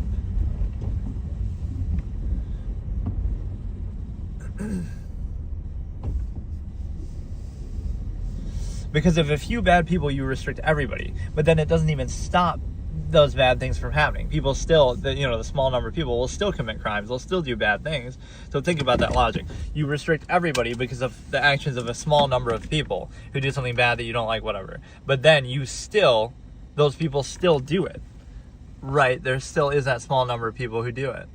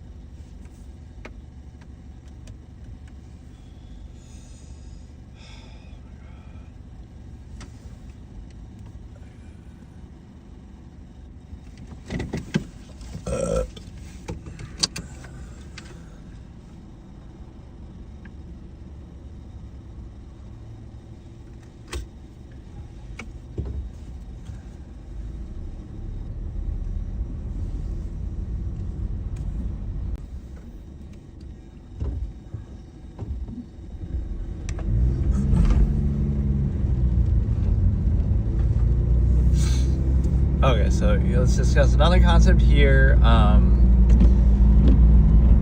going to start trying to do these longer ones, well, at least when I travel a lot, these longer kind of episodes. So now, we went through some good topics. I kind of want to use that ticker, but I don't feel like it today as much. It's kind of good to show you something at the bottom. But no, it's a situation where you're basically able to look at anything like that's a good way to expose a contrivance state, and it's always projected like something negative, but like false duality, just by being neutral, that's somehow negative. So it's like, it's your inability to overcompensate for the flawed process, not that it's a flawed process, or your inability to, again, socially prop something up, not that the fact that it has to be is questionable. And so, you know, it's just like, so pretend a life, let's pose this, pretend you live a life in which you to overcompensate or try to specify something that's otherwise an inherent process and be controlled by it at half-mast, or to specify and monopolize something that's otherwise just inherent in nature, right? There'd be no basis to do any of that. And again, the origin of all of that is by force. You might think, well, they earned it, but like, earn it how? Nobody earns nature, right? Originally it was taken by force, and now you can earn it through a contrived system of like, okay, you can work your way through and this and that, but that's more like, oh, who should be able to manage this because they're more or less efficient with whatever they're doing. But there's no real basis of that. Like, you own nature itself and you can monopolize it and you can do this. So what happens is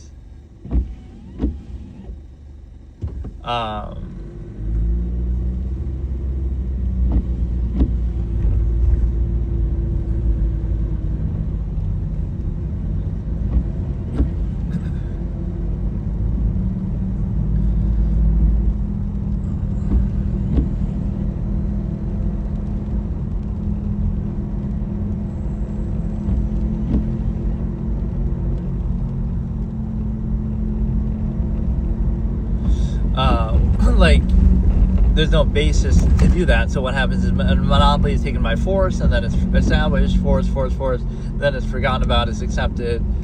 That's how everything kind of originates. And then social contrivance is used to reinforce it. Like, well, it might be a monopoly by force that we just concede to in a non-value subversive state. We just accept it. We just, don't even question it. And now it comes down to, well, but if they're socially nice about it, and oh, look, there's, good people, and they hire these nice old ladies, and we should, sympathize with them or whatever. So now you use that to basically establish something that would otherwise just be an inherent part of nature and reality, and you establish it in a specified sense. Like, you associate it with one brand or one, like, you put a stamp on it, you put a name, a label, and now you exploit it for money and stuff. Like, you get to again, think about that with anything, like ice cream. Oh, I went to an ice cream shop the other day, and it's like, that same ice cream you can find anywhere. It's the same material, it's the same whatever. But, oh, because they're nice here, or oh, because of some other superficial element, or oh, because of nearness postulate. Like, there's no actual basis to it. It's basically just, so again, it's always framed as a false negative to the specific to see the objective reality, universal, inherent. So if you value everybody, amalgam theory on the planet, that's negative to the specified people who want personal attention, special attention, that kind of way. So it's a false negative to value that or to be free of that.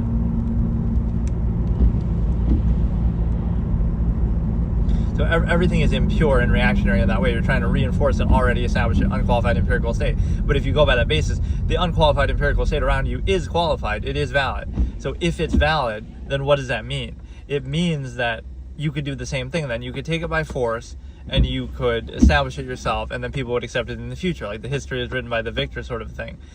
But beyond that, you also have the ability to recognize that, you know, you're in a position to, like,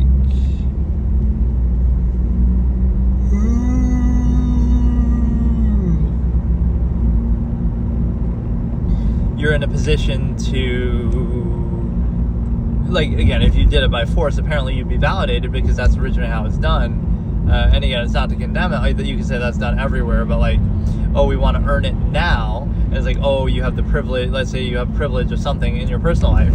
But what about the privilege of empires that's used to control every aspect of the world that you never had a chance? You know, you got to compete on the individual basis. Oh, you're being all defiant, or oh, you're not obeying this unqualified empirical authority that was established long before you were born, that has monopoly over nature itself because previous generations deferred to it and were mindless, lazy sheep themselves. How are you supposed to compete with that? You're a 10-year-old kid, and it's like, oh, you're being all defiant, or how can you not go along with this unqualified empirical authority that you didn't create and had no choice in, no hand in? You know, not only did you not have a chance, not only did you not create it or have a hand in it, and you've been subject to it your whole life now, but you never even had the chance to compete with it in terms of like, well, you could have made your own, or you could have prevented it, or you had no hand in any of that. So how can that be validated? How can you accept that at face value? Right, then that means you would accept anything. So it's one thing to, okay, you don't have the power to impact that. It's another thing to be aware of the nature of the process or try to cope with it.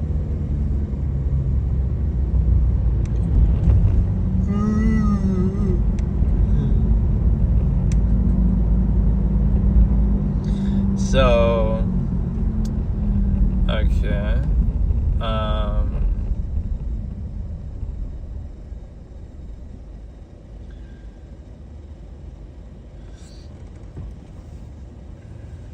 It'd be interesting to see how many of these homeless people are fake or like just pretending or exploiting. Like, because if you live in a certain area, you might see the same ones over and over, and like, I don't know. But no, it's the privilege of the individual versus the privilege of empires. It's somehow a bad thing, like, oh, your parents worked their whole life, not just for their own self-interest, but for their children, and then you have certain advantages because of that or whatever. Now, and you question authority now because of it, because you have that as a backbone, and you don't have to hide and be controlled by half-assed functionalism. But that sort of privilege to think and be free, which again, any parent and good parents would probably give their children, before they preserve the stigma acme vouch for the state or try to free up from the state. The thing is that that is okay.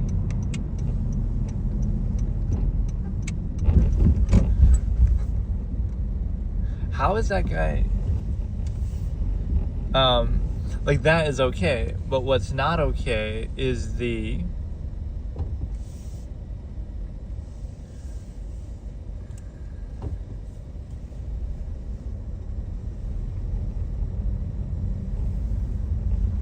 like, okay.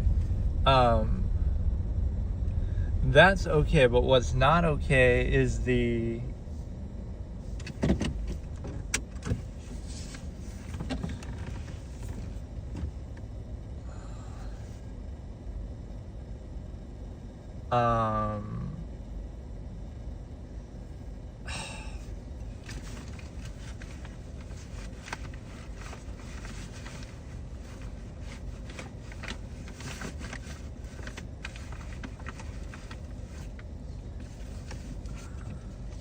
like, if you take it by force, right, that's how it's established.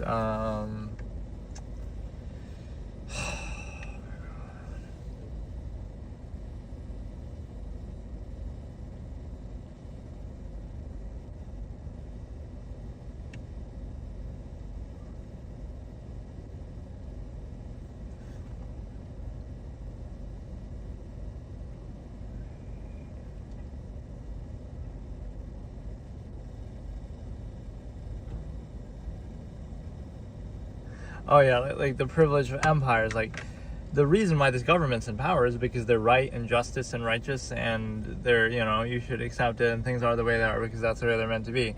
Not because, oh, they just killed originally killed a bunch of innocent people, enslaved people, take by force, right? So in other words, that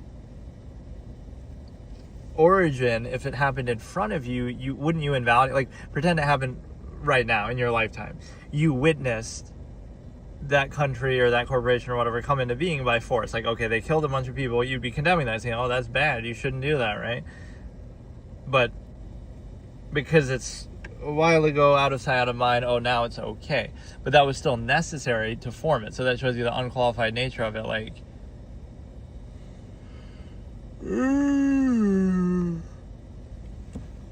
right, so anything could come into be like that, and it's arbitrary. So we condemn the process, but we allow that to, like, you would not be in the exact situation you're in if it wasn't for that.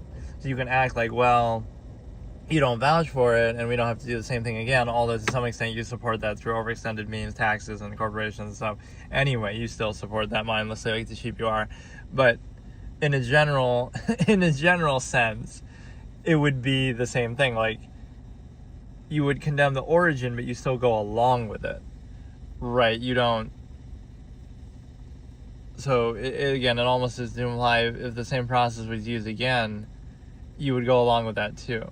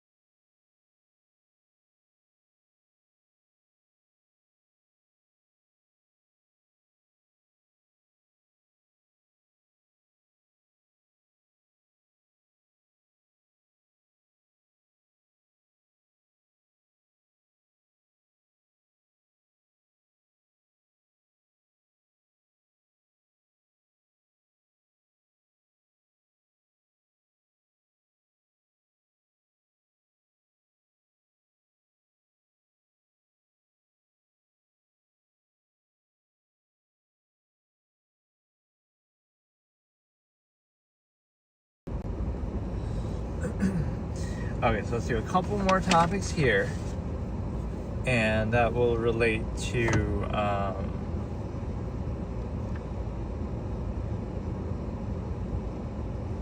let me think.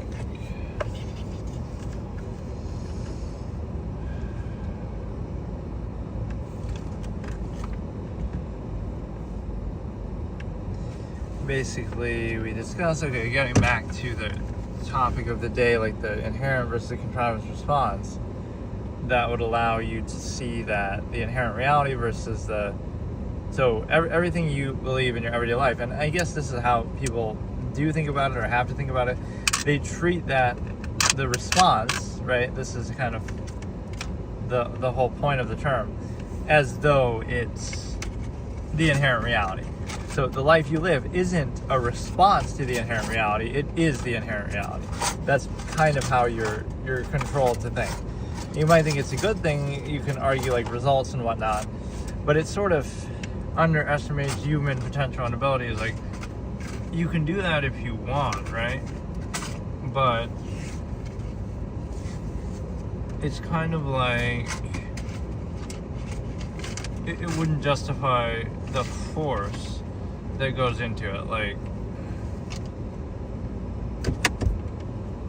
that's the theoretical human potential. You could have self-governance theoretically without any laws and restrictions, etc., because human beings are that variable in their mind that they can be, right? They can be very, very self-actualizing. Like, they have tremendous capability that way. So just because you assume they can't do that, or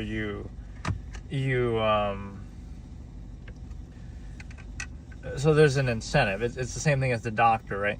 The doctor's, whatever, medical field doesn't really want to cure everything, because then it would remove the need for themselves. It's the same thing. Like, you don't really want to free people or remove the need, right, such they can get to the state where, oh, now they don't need laws anymore, now they don't need government anymore. That would be the ultimate logical goal, if anything, right? But instead, you right, that's never the